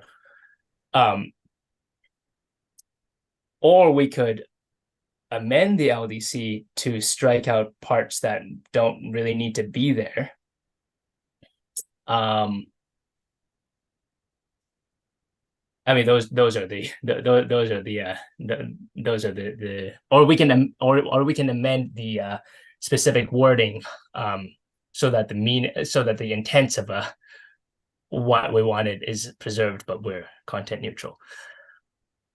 Happy to take any questions right now, but yeah, I mean, I don't think we need to come to a solution or today. I just wanted to put it in the back of your minds, because this will be on the back burner for the next meeting. If my memory is correct, I think we were coming down to the wire as we got to the signs section of the LDC and focused, like you said, only on that neutrality issue and fixed what we could at the time. and just with the intent of going back into that sign section and updating it later, for just to have it as an updated. I remember it as an updated section. I remember it being very confusing as to what what are the actual restrictions or permissions around various signs that are allowed. So yeah, I think if that's something that we can drill into at some point and update the LDC on, for sure. Yeah, and even if it's not even if we don't go as deep as updating the LDC, which is sometimes a gargantuan task, to know what you think are the most important, what's in the public interest to focus enforcement on or focus enforcement away from, could actually, I think, help at least with our internal procedures. Like even if we don't change the rules, we could, we could prioritize in certain ways. I think I would leave it at that for today. And but happy to take more questions. Good with me. Moving on to any member updates. I don't know, Scott, I think you had mentioned you had a member update, but don't know if you talked about that already in another section. No, I didn't. So just quickly, the capital projects committee met on Tuesday. And I think I mentioned at the last meeting, there was a discussion of how to use lot funds, local options tax funds that come to the city. And I think I mentioned also last meeting, we're expecting about $1 million a year. That'll probably grow, depends on obviously how much is spent on meals and services here in Essex Junction. There was a need to develop a policy. So there was one drafted and approved at the meeting on Tuesday for council consideration. Basically, it just outlines what it can be used for. And it's basically for infrastructure projects that include roads, bridges, culverts, sidewalks, and water lines. Wastewater, sewers, etc., are not included. Stormwater is covered under culverts, but all the sort of municipal wastewater, water, stormwater are covered under separate funds, enterprise fund. So it does not include paving, rolling stock, or revisions, renovations to buildings and new buildings. I questioned, and I think it was included, sidewalks could include new multiple use paths, not paving for bike lanes, like a Pearl Street would make a bike lane of 3 feet, but just repave it so that it was that way. But within the street itself, it wouldn't be considered. But if it was a new multiple lane sidewalk, it could be considered. So West Street, for example, needs new sidewalks. So if that became a multiple use lane, it could be considered for lot funding. Because we talked about using it for other things like landlord incentive programs, which I mentioned at the last meeting, there's now a clause in there that it has to be used for capital projects, except as specifically approved by the city council. So other projects could be proposed, but it has to be approved by the city council. There is a set aside for sidewalks because there's a concern about deteriorating sidewalks in the city. I forget the figures. RPC has given us figures on how many sidewalks, what percentage of the sidewalks need upgrades and improvements. But they felt it was important to put a set aside in there. So I think we agreed on 25% of the lot funds would be set aside for sidewalks. And that's not going to cover all the sidewalk improvements, but it over a 10-year period, it might. Scott, just specifically on the sidewalk improvements, is that just existing sidewalks, just replacement, or does that improvement include potentially like putting in new sidewalks? That's a good question. I think it's talking about existing sidewalk upgrades. Okay, And, thanks. and the discussion at the last capital meeting was not paving them with tar. Not tar, that's not the right word. Asphalt. Asphalt, thank you. Um, sorry, my language is sometimes influenced by where I live. But concrete is more durable and it's a better cost. So probably they'd be upgraded to concrete. The other thing that was discussed is, and I don't know if you guys know this, but there is a list of proposed infrastructure projects, and they've been prioritized according to a list of criteria, rating criteria that was developed a couple of years ago at least.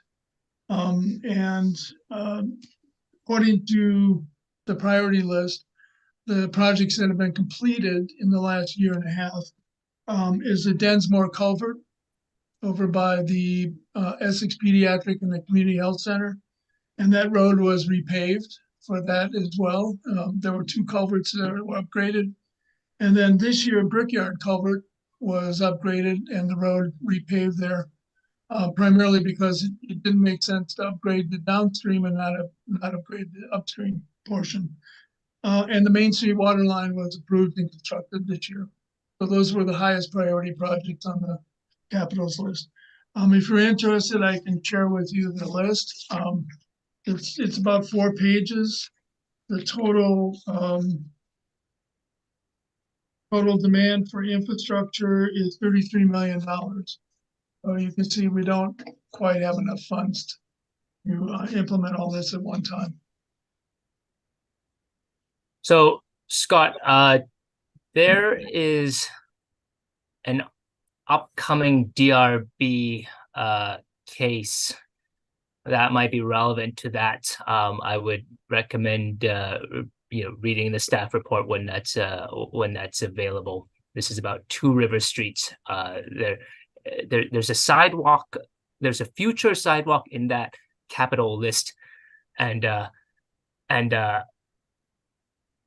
there's a potential requirement that's these people trying to do a 2-lot subdivision contribute towards that, but we don't know if it'll work, and it's related to the capital, how the capital program works. So I would just say, when that's available, take a look. I'll send it to you when it's available. I suggest to send it to Amber. She's the chair of the capital project committee. Okay. Yep. So, okay, thanks, Chris. I had another update, and I don't know, Diane, if you want to talk about what you did on Municipal Day, but I'll just give you a quick, I know it's getting late, I'll just give you a quick update. I went to 4 sessions that day in Montpelier. I tried to focus on I tried to focus on sessions that talked about funding opportunities that could be accessed by the city. The first one I went to was useless. It was water source protection, and it was all about wells. We talked a lot about flood and flooding and so on. The second one was interesting in a broader context because the state, in terms of implementing the climate change adaptation or climate change strategy and plan, has now improved its climate change team to 6 or 7 members. And one of the things they're doing is a climate change vulnerability index map. And I was interested in this because I've done something similar in the past, and I wanted to see how they're doing it. It's going to be ready probably for beta testing next year, early next year. And it's going to basically use a number of key socioeconomic and climate indicators to try to determine where various sections of the state are vulnerable to climate change. And they're going to use a very accessible climate prediction model to look at future impacts using past climate events. I thought it might be useful to Essex Junction, but it can't be disaggregated down to the level that we have in our plan, our zoning plan. The data are not disaggregated enough to do that. specifically on socioeconomic.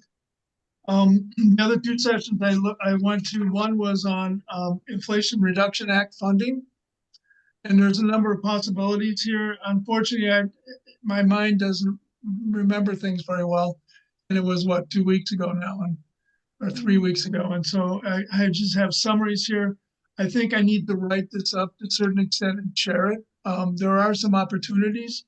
One is, and I think Chris, I remember asking Regina this a couple of times, and I can't remember the answer, but I don't think we have a hazard mitigation plan for the city. We have something similar, but it's not really a hazard mitigation plan.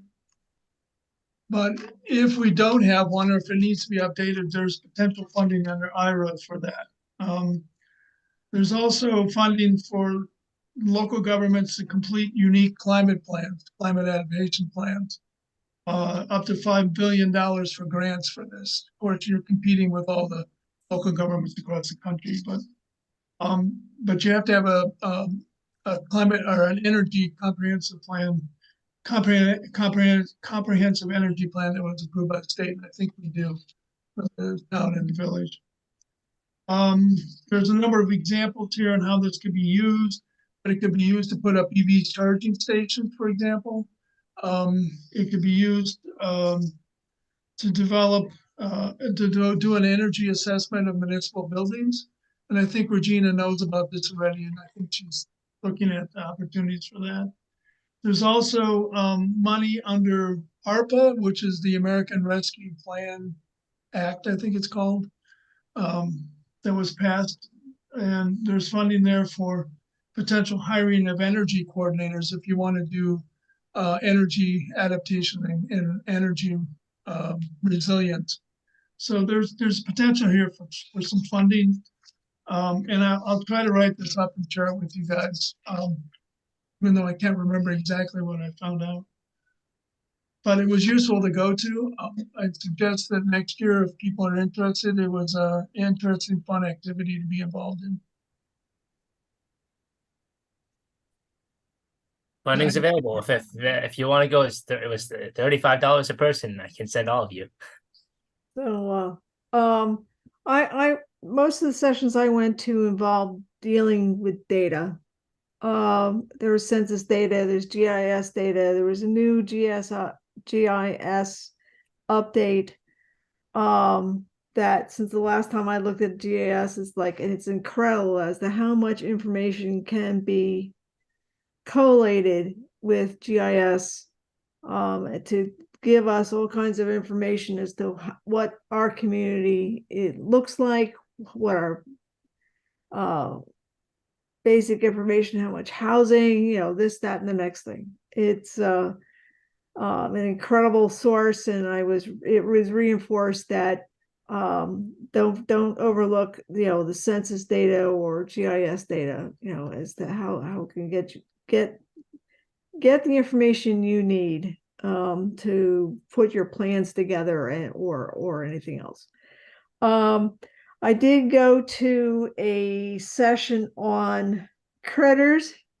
It was also using GIS data, but it was tracking how animals go from one place to another, and how that's important to have contingent connective landscape trees and that sort of thing, so that critters can go from point A to point B, because unless it's connected, it's little islands of things, and they don't really help anybody, people or critters. And the interesting thing is the guy that was giving this speech was from the West Street connection.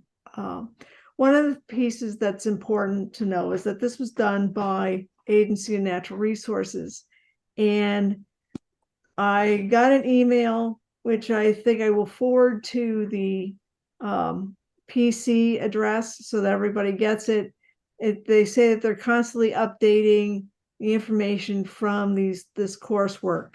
And so I have not gone to the site yet, but I've gotten the email that says here's where here's where all this information is located. So as Scott had mentioned to me on the way home, that some of the participants had already gotten some email slides and things from the various courses. I hadn't gotten one of those, but I did get the overall email that said A&R site's going to have all this information. So that way everybody can take a look at it and see if anything becomes relevant to our discussions. So I think it was very rewarding. Unfortunately, the content was on floods and how various communities were impacted by floods. And I guess we could knock on wood and say we're lucky that we haven't had that. Other communities weren't so lucky. So, but they did have a session on numerous sessions on flooding and how to deal with flooding and the financing of getting people access to monies to do that sort of, and who to contact, that sort of thing. Which it doesn't quite relate to Essex Junction, since we did. Oh, and there was another session on how to use maps, how to use maps to get information, and where to find all that information. So I think the best bet is just to send you the link from A&R and let you guys go to the slides and see what you can see, what feels relevant to what you read when you read it. It's unless I start showing you some slides and stuff's just like, yeah, okay. But I will say I was impressed at how much GIS has improved since the last time I saw it. It's jaw-dropping exciting. It really is. It's just impressive as all get out to me. It was yeah, one of these days I guess we'll have a GIS person at the city hall, but until then I guess we'll just have to farm things out or ask requests to various places. But so so when it came to mind with the housing that we've been talking about and the information, I went, oh geez, look at this, we could get the amount of information we get just by calling things up. So but hopefully next year will be even more exciting, and let's knock on wood, it doesn't have a lot of things on how to deal with floods, because there's more to life in Vermont than just flood. But I could see the sensitivity. So and lunch wasn't too bad, by the way, guys. They booked us in such that we did not have to deal with the people who work there. They have remote work on Mondays and Fridays. So we had mostly the building to ourselves. You walk down the hall and there's like 2 people in this massive building, on the floor. It's just in the past I had to park down the hill and walk up, sort of a thing. And this time it was just to park at the top of the hill and walk right in. It was pretty cool. So hopefully it'll be interesting for others to go next time. So actually, just being conscious of the time, but because both Scott and Diane's comments touched on it, I just want to get it in the minutes. And actually it touches on our opening with Jennifer's showing us some of the map overlays. Thinking about future planning, acknowledging that we as a city got off really well compared to so many of our other municipalities in the state, with July's flooding and then August's continued deluge. I think it's really I don't know that because I don't know that much about it because I'm not a hydrologist. I just want to like, given climate change, given climate mitigation, I'm sure in our comprehensive plan update or some other piece, we're going to be looking at it. But I would be really interested in, as a city, someone coming in or someone within the city, like taking a look at, like, because we saw flooding east of us and we saw flooding west of us. I've just been assuming that because we've got that change in elevation at the Park Street Bridge, like that's what saved us, but I don't know that. And I don't know that we can depend on that for future events. And so again, just like both of your comments, Scott and Diane kind of touch on that. Like everybody's like talking about flooding. We're like, oh, what flooding? But I think that I just like, obviously that needs to be part of our ongoing conversation. And in terms of planning as a city, among all kinds of other effects of a changing climate that we need to be aware of. So what I would suggest, because right now at the think tank, what came up for climate change was climate change migration, looking at people who are moving here because it's too hot in Texas or it's flooded in Arkansas.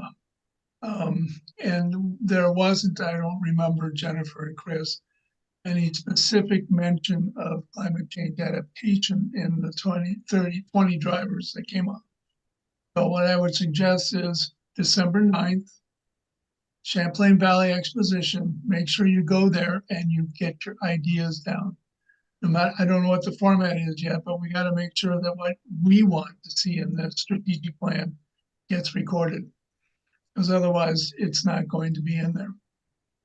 So I was there at on Thursday for the strategic plan meeting, and one of our topics, I was actually at the discussion table for climate related factors, and we talked about people migrating here as well. But I did put on the worksheets that we were doing, like what is the city's climate mitigation plan.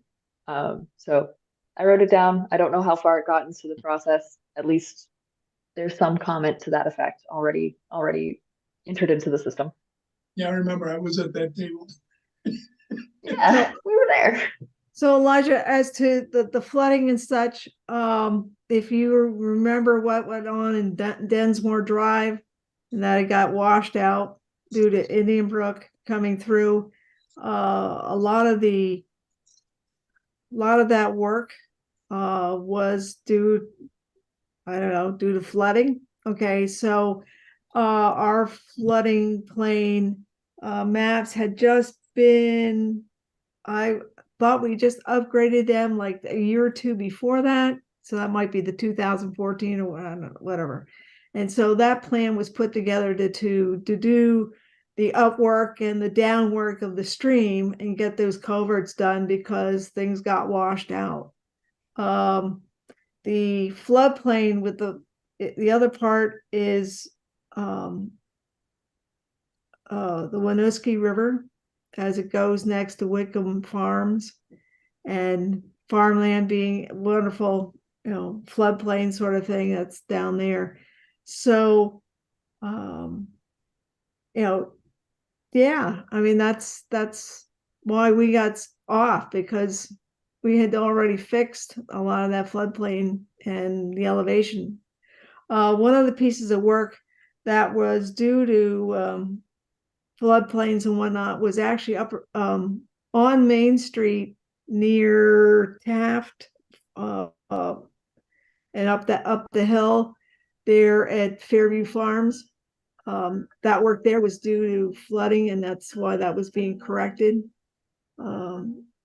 So it's, yeah, we got off scot-free this time, but we haven't necessarily in the past. Yes, knock on wood. Yes, but And if you get 9 inches of rain in 24 hours, it doesn't matter if you're above the floodplain or not.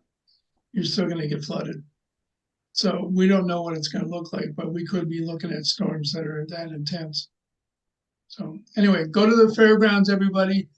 Put your ideas in. Make sure you get them in there.